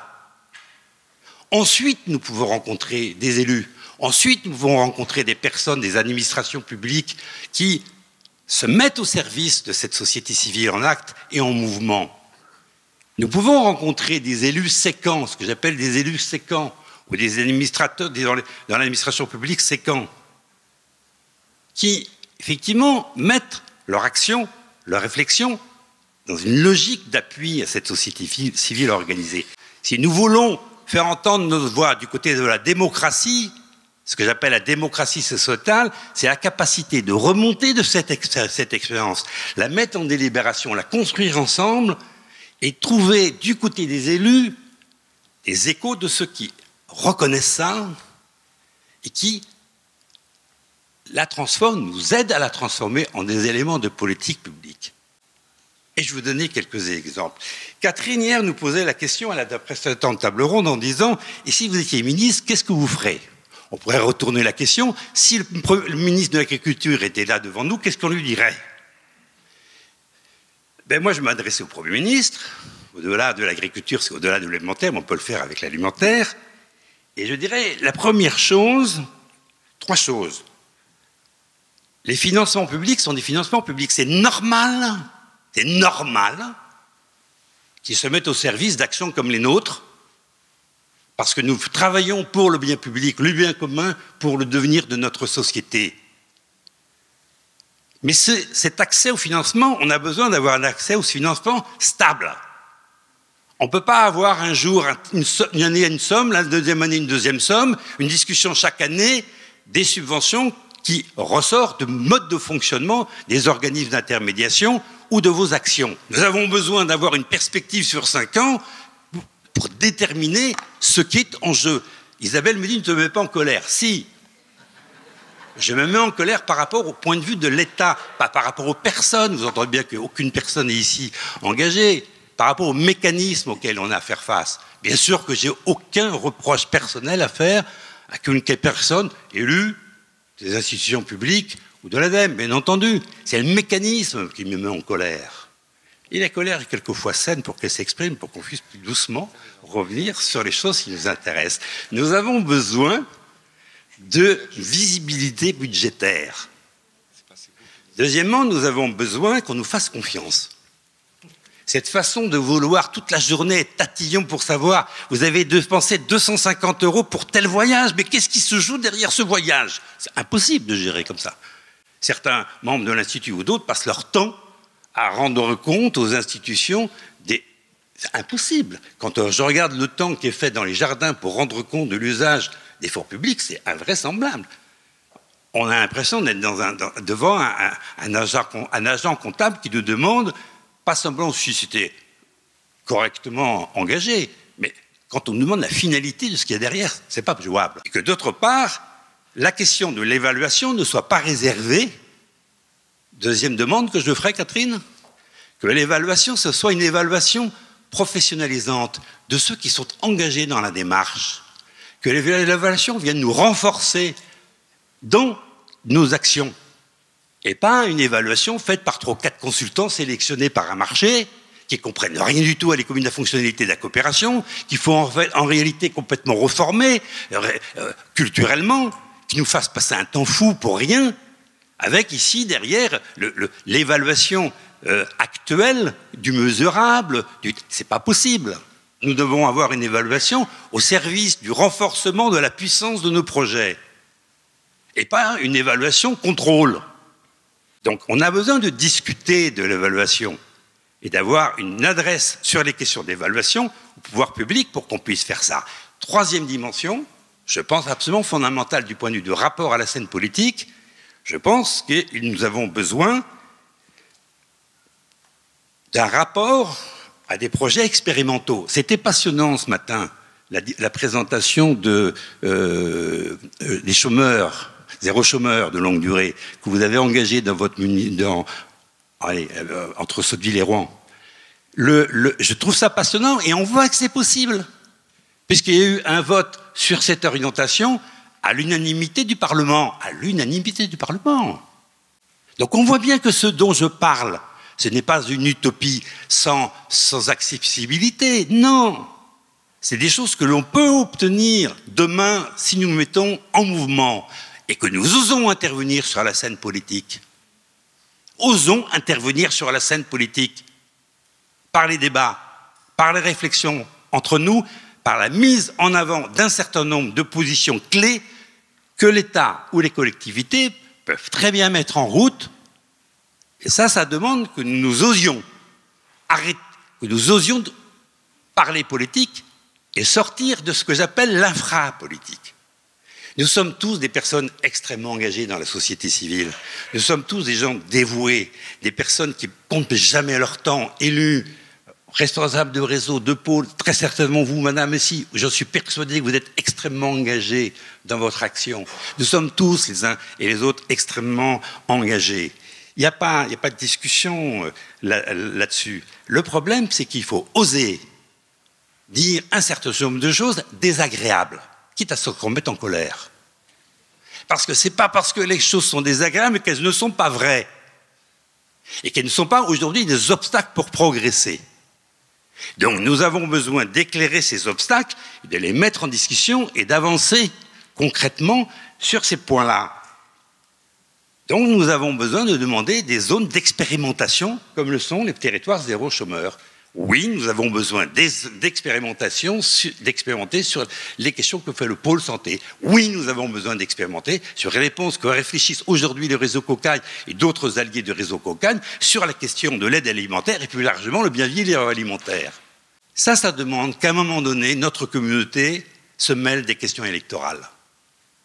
Nous devons avancer ce qui est notre programme, c'est-à-dire ce qui est explicitement notre demande de l'évolution des dispositifs institués, pour reprendre ton expression, dans lesquels nous nous retrouvons tous ceux qui sont engagés dans la société civile de manière organisée, de manière que nous ayons des élus que nous validons et qui coopèrent avec nous. J'espère que madame, vous serez avec nous, ainsi que j'espère que mon cher voisin de gauche sera avec nous. Bon, on verra avec Laurent. En d'autres termes, nous avons effectivement besoin d'élus qui se reconnaissent dans la société civile en marche et qui se reconnaissent dans une démocratie sociétale. Nous sommes trop timides. Nous sommes trop timides. Nous avons une puissance, nous avons une force, nous avons une forme d'engagement dont vous ne soupçonnez pas, si elle se met en mouvement, combien elle peut avancer. Écoutez, à chaque fois qu'il y a une assemblée comme celle-là, j'ai toujours un moment d'émotion que je canalise, mais que je canalise, mais pas complètement. Et en verbalisant, ça m'aide à le canaliser.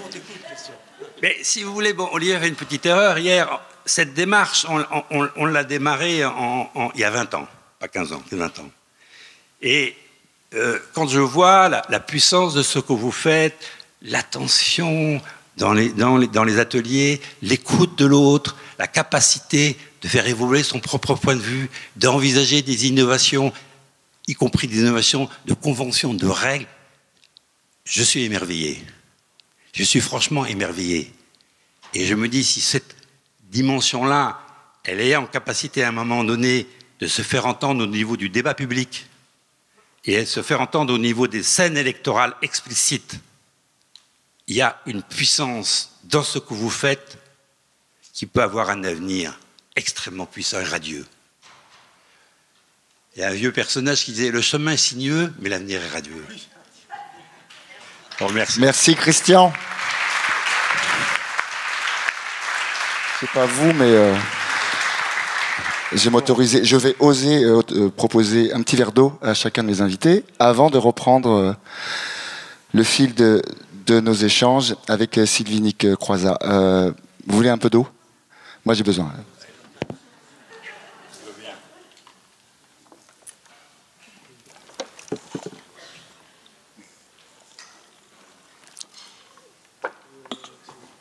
Donc je commence au milieu de la phrase, c'est ça pour rattraper le temps?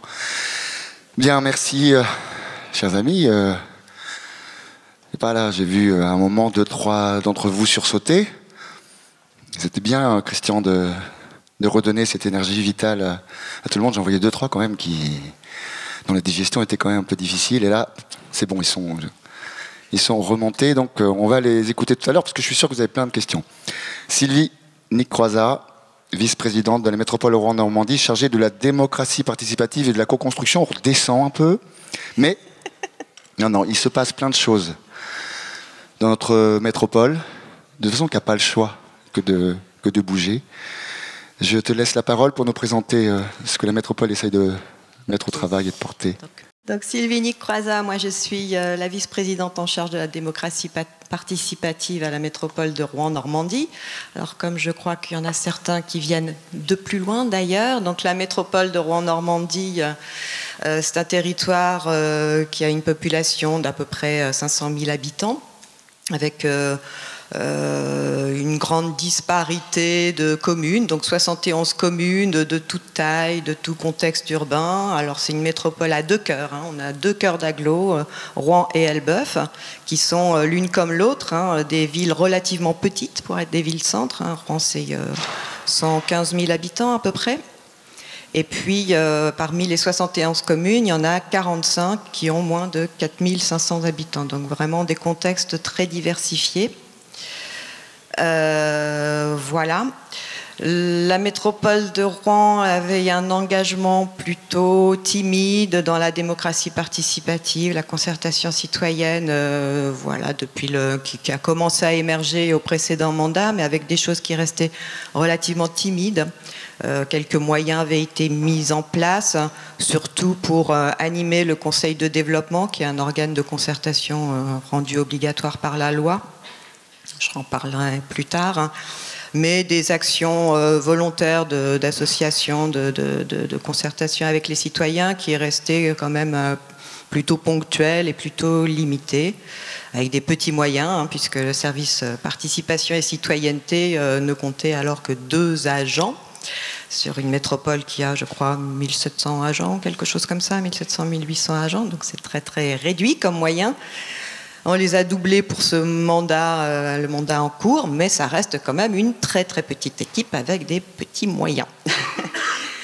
Malgré tout, donc, la nouvelle équipe qui s'est installée en 2020 avait la volonté de rattraper un petit peu le retard, hein, puisque jusqu'alors on était vraiment une métropole qui n'était pas perçue comme une métropole participative et proche de ses habitants.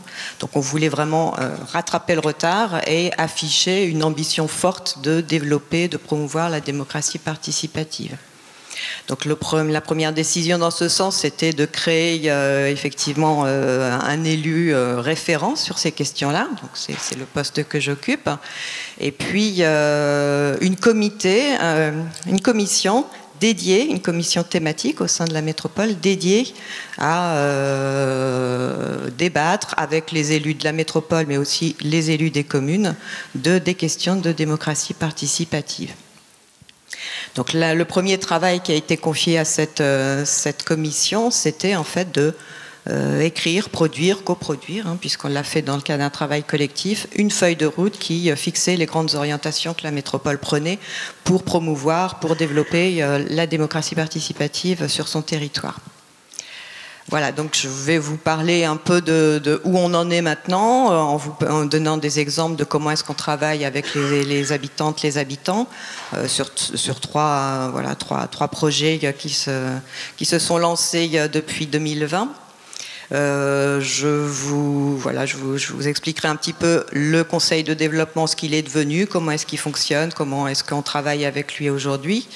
Et puis, je terminerai par vous expliquer un petit peu où on en est, les questions qu'on se pose encore, quels sont nos sujets d'actualité, en espérant que ça va recouper sur vos préoccupations respectives.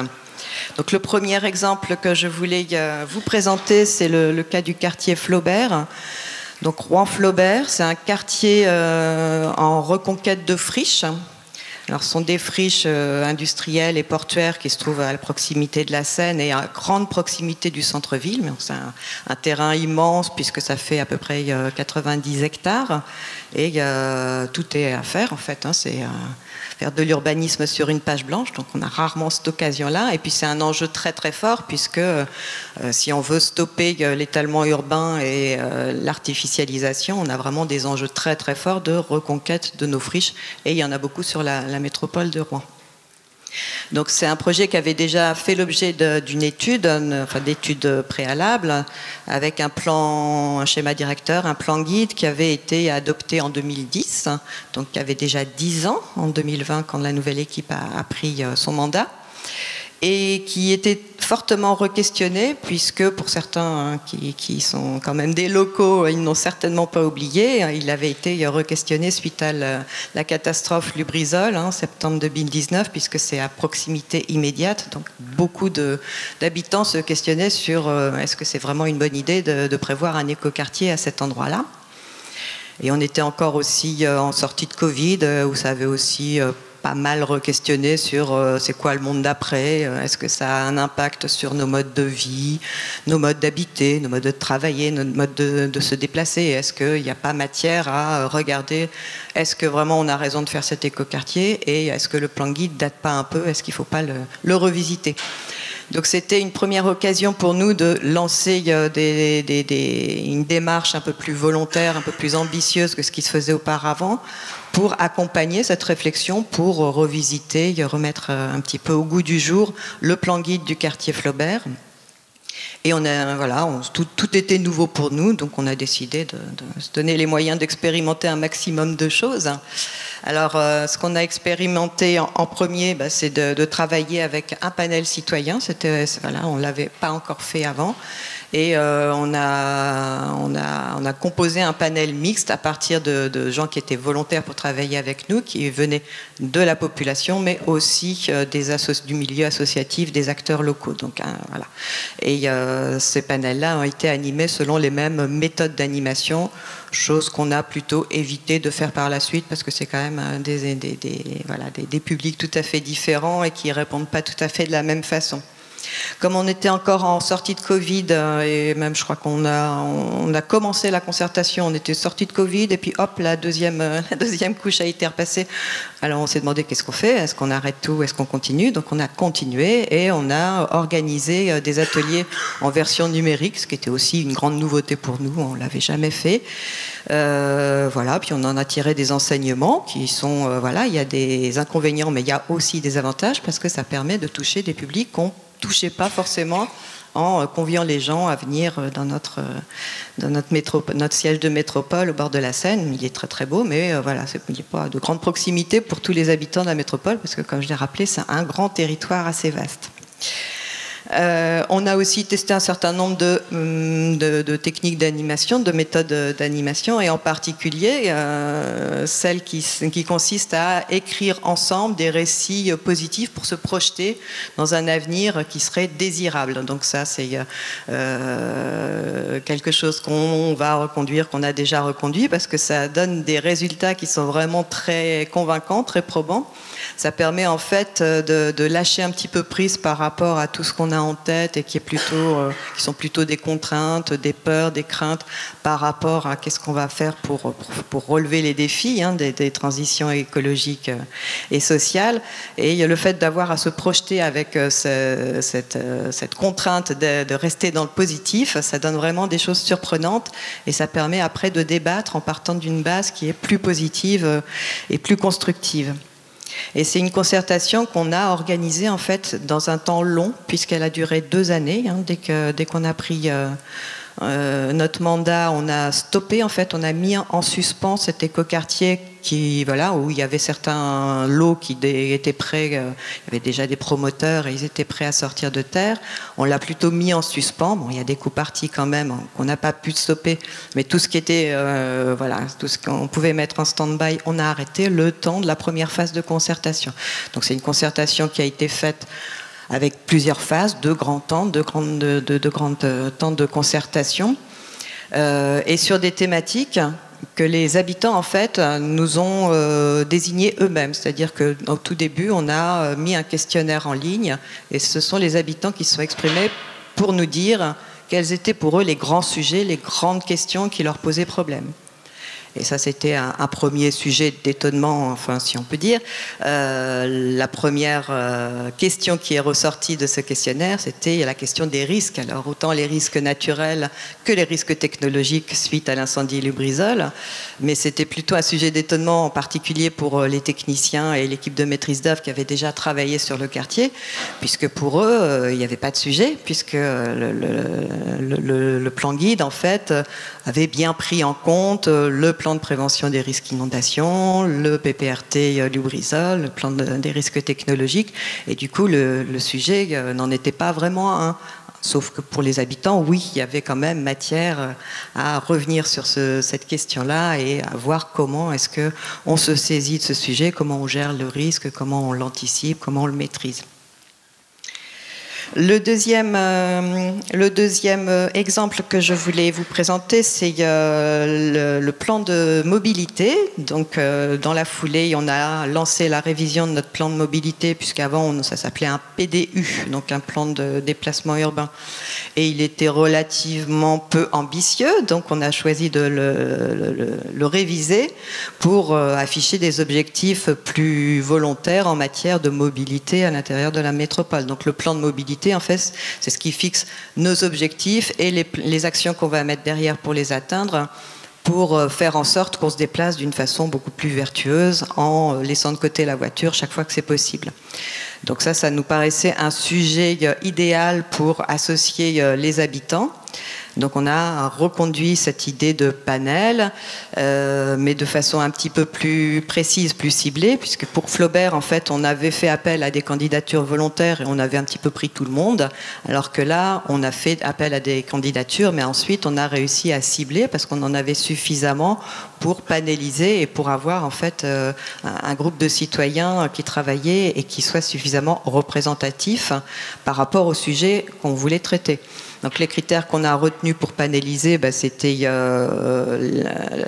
les critères classiques socio-économiques, démographiques, etc. Et puis aussi un critère lié aux habitudes, aux pratiques de mobilité des candidatures qu'on avait reçues.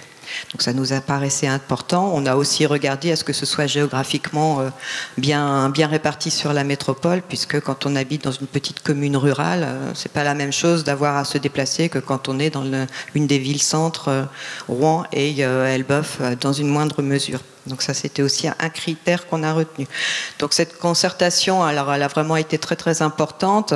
Là, je vous parle du panel citoyen, du comité citoyen, mais il y a eu bien d'autres actions qui ont été lancées avec des ambassadeurs auxquels on a demandé de tester certains modes de déplacement qui n'étaient pas leur mode de déplacement habituel, et puis ensuite d'en rendre compte, de présenter les avantages, les inconvénients.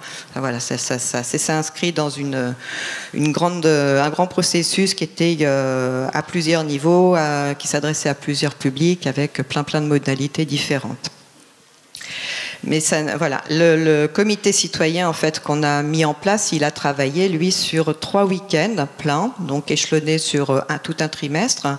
Et on lui a demandé de produire à la fin de ces ateliers de travail donc une contribution. Et cette contribution, elle était vraiment très très riche, très intéressante. Ils avaient vraiment évoqué des tas de choses et elle a pu réellement contribuer à pousser plus loin les objectifs de notre plan de mobilité, et elle a été vraiment très très bien reçue et très bien intégrée dans le plan d'action de notre plan de mobilité.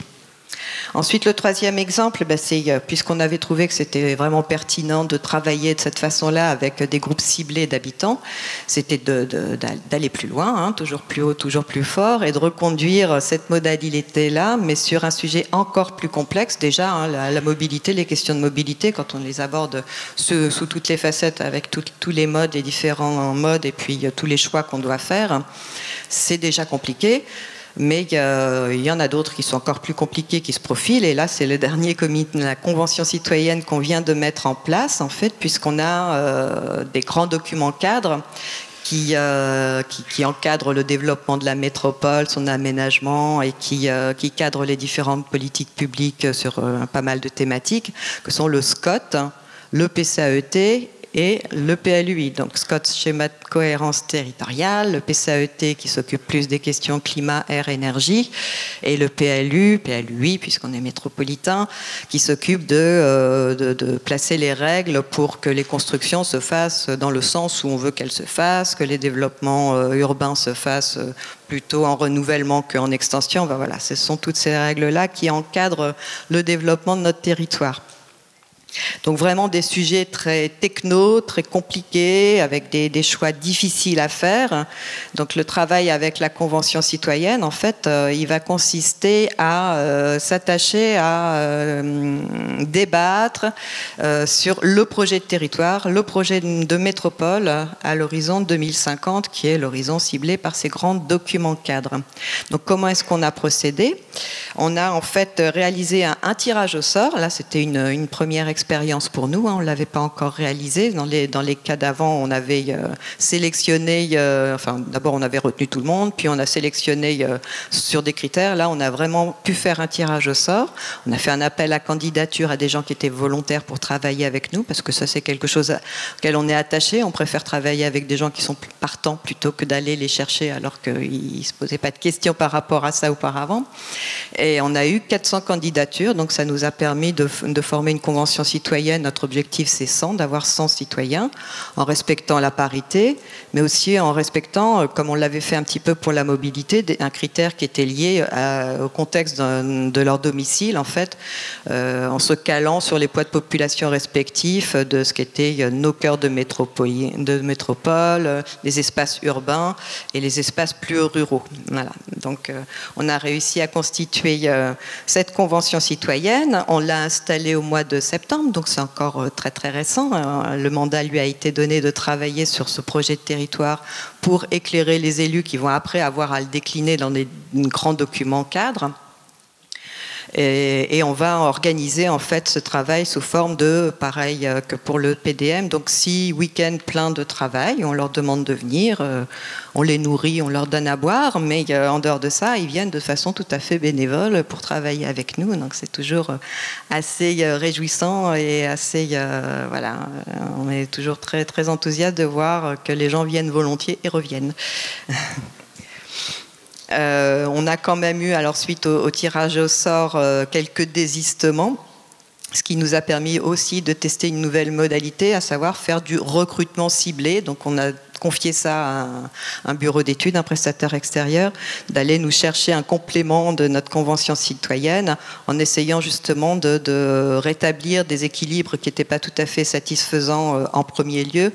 Et en particulier, les désistements, c'est en priorité des femmes qui voilà, étaient plutôt volontaires au départ pour venir. Et puis quand on leur a expliqué exactement de quoi il s'agissait, c'était les premières à être... Voilà, pas maintenu leur candidature, et du coup on a plutôt été rechercher des femmes et plutôt dans des milieux voilà, des milieux plus précaires qui étaient assez peu représentés dans la première proposition. Voilà, donc les travaux de la Convention citoyenne sont en cours et ils vont s'étaler sur les 6 mois à venir avec un résultat attendu en mi-2024 pour pouvoir ensuite décliner les documents dont il est question. Donc le SCOT, le PCAET étant intégré dans le SCOT et le PLUI. Ensuite, vous dire quelques mots de notre conseil de développement. Donc, conseil de développement, c'est un organe de concertation qui est rendu obligatoire pour toutes les métropoles et les agglomérations de plus de 50 000 habitants. C'est la seule obligation que nous fait la loi, donc ça doit être une instance représentative de la société civile locale, hein, donc les associations, le milieu économique, culturel, voilà, toutes sortes d'acteurs, mais sinon il n'y a aucune contrainte sur la façon dont on le compose, ni sur la façon dont on fonctionne avec. Voilà, on a une grande latitude pour faire tout ça. Donc le constat qu'on avait fait, c'est qu'au précédent mandat, le conseil de développement avait un caractère un petit peu trop institutionnel, je dirais. C'était un espace de débat qui était plutôt de qualité, satisfaisant.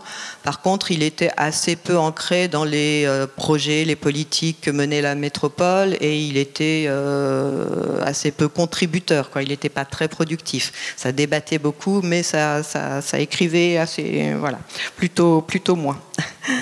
Donc on a choisi de le recomposer en insistant sur une plus grande représentativité de la diversité des acteurs de la métropole de Rouen, en cherchant à ce qu'il y ait un équilibre, ce qui n'était pas le cas auparavant, entre les associations, le milieu économique et les administrations, en cherchant aussi à ce que les activités représentées couvrent tout le panel des compétences de la métropole, hein, qui sont très très larges. Hein. Pour une métropole, on a vraiment beaucoup de compétences qui sont remontées des communes. Et puis en assurant la parité, ça par contre c'est une obligation qui nous est faite par la loi, mais au précédent Conseil de développement, ce n'était pas forcément le cas. Et là, en fait, on s'est donné les moyens de le faire réellement, c'est-à-dire qu'on a demandé aux organismes de faire acte de candidature sous la forme d'un binôme homme-femme, tous les deux siégeant au Conseil de développement. Donc c'est comme ça qu'on a réussi à assurer une vraie parité, une parité effective. Donc actuellement, notre Conseil de développement, c'est 74 structures, donc de tous horizons, qui sont représentées, et il y a une douzaine de personnalités qualifiées. Ils travaillent en étant organisés selon 4 comités thématiques, donc un comité qui s'occupe plus des questions de changement climatique et d'aménagement du territoire, un deuxième qui s'occupe plus d'évaluation, comment on évalue justement les politiques qui sont conduites vis-à-vis de la transition sociale et écologique. Un comité qui est lui aussi rendu obligatoire par la loi et qui est venu s'interférer en fait entre-temps par la loi LOM, c'est le comité des partenaires de mobilité, donc qui est plus axé sur ces thèmes-là, les déplacements. Et puis un petit dernier qui est né récemment, c'est un comité du numérique, donc là qui va nous accompagner pour écrire la feuille de route d'une métropole pour le numérique responsable et l'ouverture de nos données, l'open data. Voilà, donc dans tous les cas, quand on a des projets à accompagner ou des grandes politiques à mettre en place, on essaye le plus possible de lancer des processus de concertation qui jouent à plusieurs niveaux, donc qui s'adressent à plusieurs publics et qui articulent les contributions qui nous sont remontées de toutes ces sources, en variant les outils, en variant les méthodes d'animation pour essayer de toucher au maximum, un maximum de public. On voudrait continuer à aller plus loin, à rendre la participation citoyenne plus systématique pour la totalité des projets, hein, quel que soit leur contenu en fait. Et pour cela, on a écrit une charte. Ça nous semblait être une condition nécessaire pour améliorer notre lisibilité, notre crédibilité, donner des gages de confiance justement aux citoyens qui acceptent de rentrer dans nos processus de concertation, pour qu'ils puissent savoir à quoi s'attendre, à quoi la métropole s'engage, à quoi eux ça les engage de rentrer dans nos ateliers, nos processus.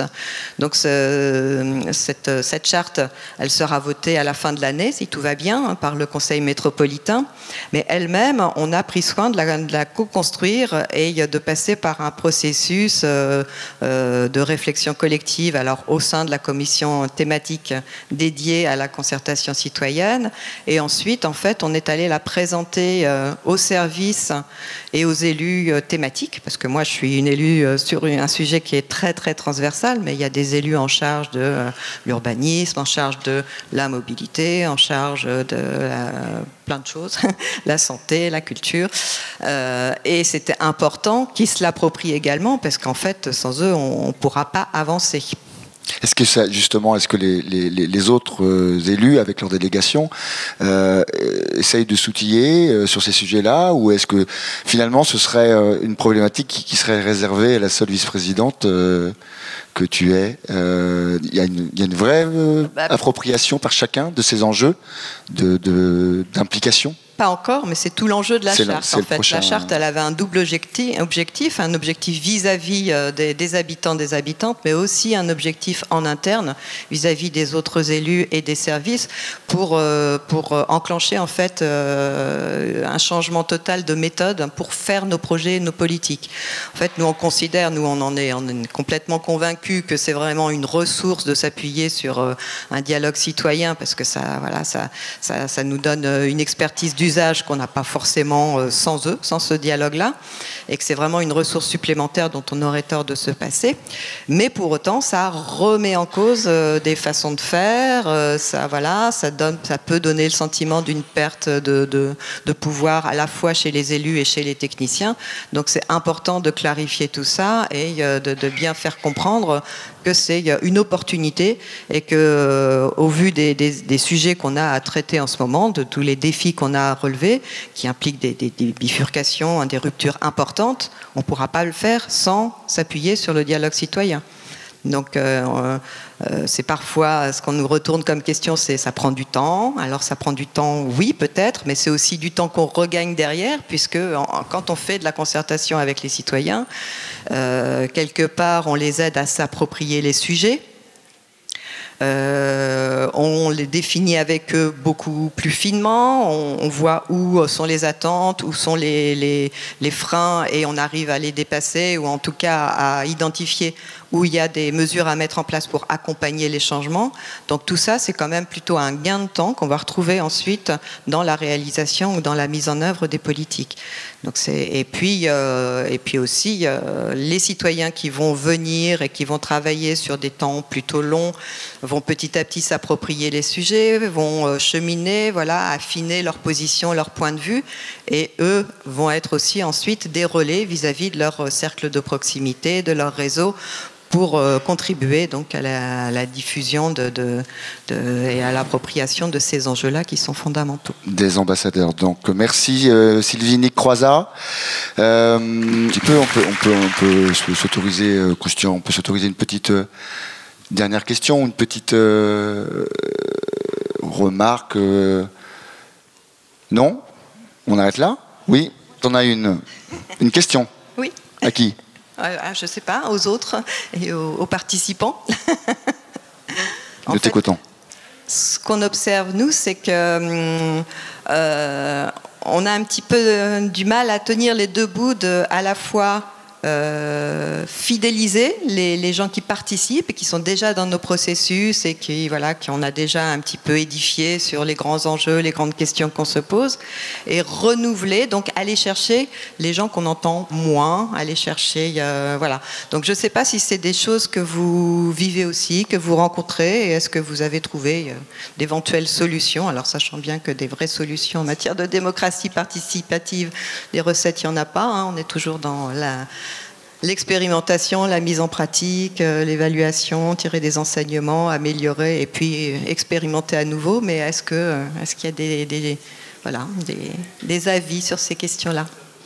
Moi, je suis conseillère de quartier d'une grande ville de Normandie qui s'appelle Caen. Du coup, je vais essayer de répondre de manière très courte à votre question. Et aussi, une question, c'est est-ce qu'en plus de toutes ces instances de concertation citoyenne, il existe des conseils de quartier à Rouen Métropole Normandie?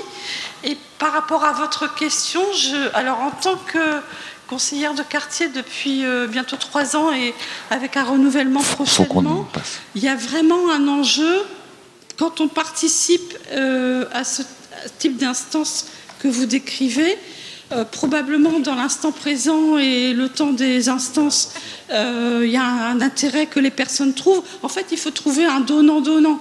Et quelque chose qui est important, c'est de communiquer sur de la visibilité. Qu'est-ce que ça change pour les acteurs, en fait, voilà. Un grand remerciement pour tous nos invités pour ce témoignage. Et je passe la parole à Amélie.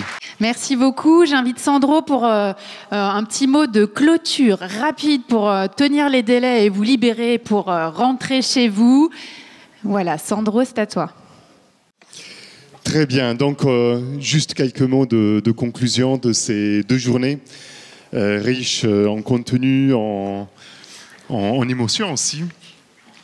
Donc, pour rappel, on a voulu en fait inscrire le thème de ces universités dans cette question plus sociétale, de mettre en perspective la question de la transition économique au regard aussi d'enjeux sociétaux et politiques. Et peut-être j'aimerais bien reprendre comme ça pour reboucler un tout petit peu les 2 propositions que nous ont fait Thibaut et Olivier en ouverture. Thibaut qui affirmait la question de la coopération à la fois exigeante et réjouissante. Et je pense qu'à travers les différents échanges, on a pu constater comment la question de la coopération telle que nous l'apportons est une dimension exigeante, alors qu'effectivement on entend de plus en plus parler de cette coopération, on essaye de tenir une exigence, qui est l'exigence du travail, qui est l'exigence de l'attention aux autres, qui est aussi l'exigence de savoir surmonter, mettre en discussion les tensions, les conflits qu'on peut rencontrer dans le travail, travail, parce qu'en perspective, il y a aussi ce pari en fait de l'engagement dans le travail qui peut contribuer à l'émancipation, qui peut contribuer aussi à consolider les relations entre les personnes. Et l'autre clin d'œil, c'est avec la proposition que nous faisait Olivier, en fait, au bout de 10 ans de démarche, de développement de notre communauté, on voit que quelque chose se met en développement. Et donc se pose aussi la question du changement d'échelle, de comment faire plus avec cette ambition d'une transformation sociale, mais pas n'importe comment. Et donc, Olivier nous rappelait quelque chose qu'on a partagé pendant ces 2 journées, l'importance du rapport au référentiel.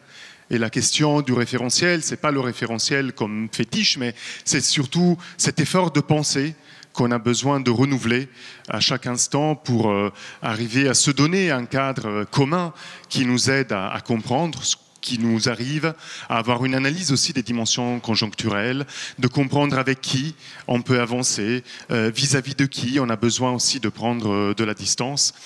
La deuxième dimension était celle de l'action, de l'importance et de la primauté de l'action, de se mettre à l'épreuve du réel, parce que c'est à partir de là qu'on peut construire de l'expérience, des savoirs qui vont être utiles aussi pour innover, pour créer en fait une alternative possible dans le changement de modèle économique et de perspectives aussi sociétales telles que nous la souhaitons. Et le dernier élément est celui de la qualité de la coopération, avec toute l'importance en fait de ce que nous développons, ce que nous portons au sein de l'Institut, du réseau des clubs et puis de tout un tas d'organisations qui sont ici présentes, qui est cet enjeu de l'intermédiation. Christian le rappelait tout à l'heure, la coopération, ce n'est pas spontané. C'est pas naturel, ça vient pas tout seul, c'est un effort pour les personnes. Et alors on a besoin aussi d'organisations, de personnes avec des compétences, du temps, une disponibilité qui nous aident en fait à construire le dialogue dont nous avons besoin pour construire les coopérations de demain. Tout à l'heure, en fait, Moïse me posait la question, en fait, dans une perspective, une mise en perspective sur 10 ans, en fait, 10 ans de l'Institut. Nous terminons ici la 9e édition des universités de l'EFC. Et il me semble que ce qui s'est construit au fil de ces 10 années, c'est la manière dont l'EFC a commencé d'abord comme un travail de recherche, d'intervention recherche, qui a permis de commencer à constituer ce corpus de concepts, de méthodologies, de manières de penser des organisations qu'on appelle le référentiel. Et puis progressivement, le FC est devenu aussi de plus en plus une communauté d'acteurs, et nous sommes là en fait à représenter cette communauté qui s'agrandit, qui partage aussi un état d'esprit et on le sent très convivial, qui fait aussi qu'on a du plaisir à être ensemble. Et il me semble qu'au bout de 10 ans, ce qu'on voit et ce qui se dégage aussi peut-être de la table ronde de cet après-midi, c'est que ça constitue aussi en toile de fond, au-delà des écosystèmes qui existent ici et là, aussi un mouvement. En tout cas, c'est cette ambition aussi qu'on porte, d'un mouvement qui puisse accompagner cette transformation dont nous avons besoin et que nous souhaitons. Et juste un dernier point de ce que j'ai entendu aussi un peu dans les couloirs de ce qui s'est dit, c'est comme ça de remarquer la convivialité, le plaisir qu'on a eu à se retrouver ici dans des temps conviviaux de repas, avec la belle soirée qu'on a passée mercredi soir dans l'espace Interclub, la belle soirée aussi de hier soir qu'on a passée tous ensemble. Et comme ça, j'ai eu plusieurs échos de personnes comme ça remarquant ce plaisir en fait qu'on a et cette dimension si joyeuse de se retrouver et de se retrouver aussi dans un état d'esprit partagé. Donc je termine avec ce petit mot pour conclure avec des remerciements de l'ensemble des personnes qui ont contribué à la réussite de ces universités. Tout d'abord, je renouvelle les remerciements pour la ville de Sotteville, Madame la maire qui était avec nous hier, et puis tout particulièrement à Laurent Fussien qui a rendu tout ça possible en fait, cette qualité d'accueil. Et donc merci Laurent.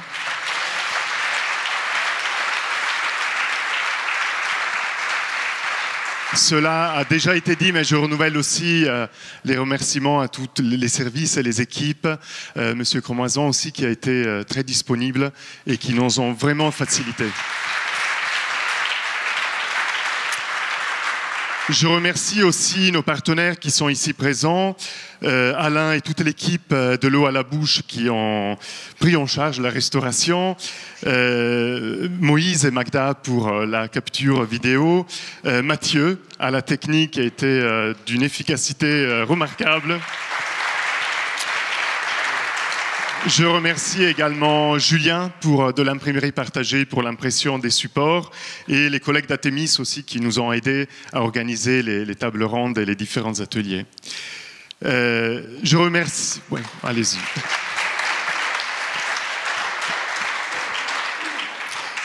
Je remercie aussi tous les animateurs des clubs territoriaux qui ont si fortement contribué à l'organisation. Élodie, Stéphanie, Nathalie, Sébastien, Simon et tous.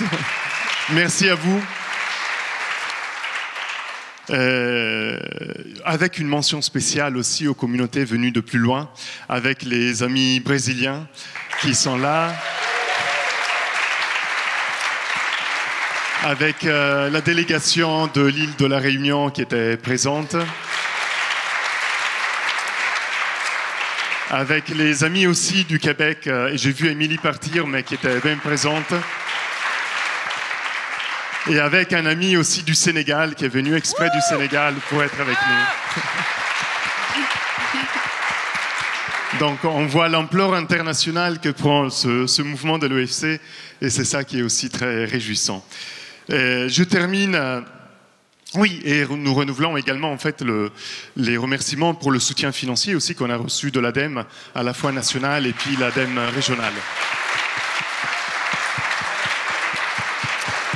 Et pour terminer, le comité d'organisation que j'invite à monter sur scène, Olivier, Laurent, Isabelle Bouler, José, Laurence, Sarah, Dominique,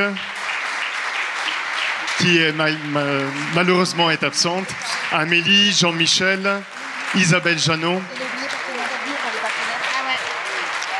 et également les partenaires qui ont été très engagés dans le comité d'organisation, Céline, merci de nous rejoindre, et les amis de partenaires d'avenir, Claire, Manon et Aliona, merci de nous rejoindre aussi, venez.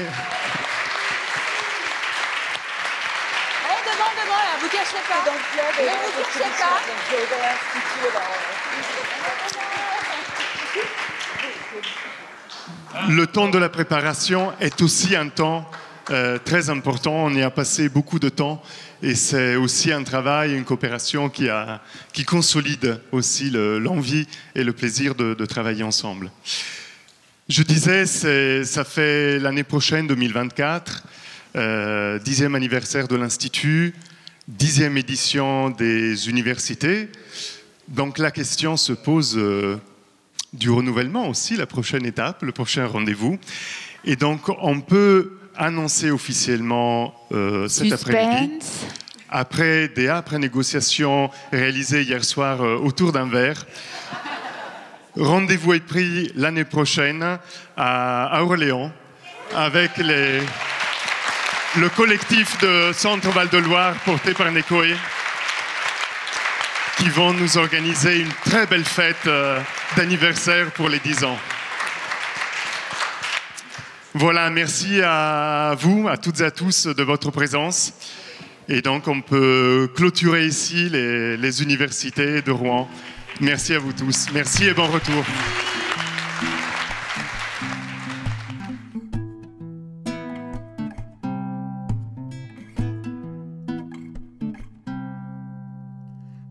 Could be many people standing in our way. Some will help relieve the burden. You feel your body through their leggings. None will help.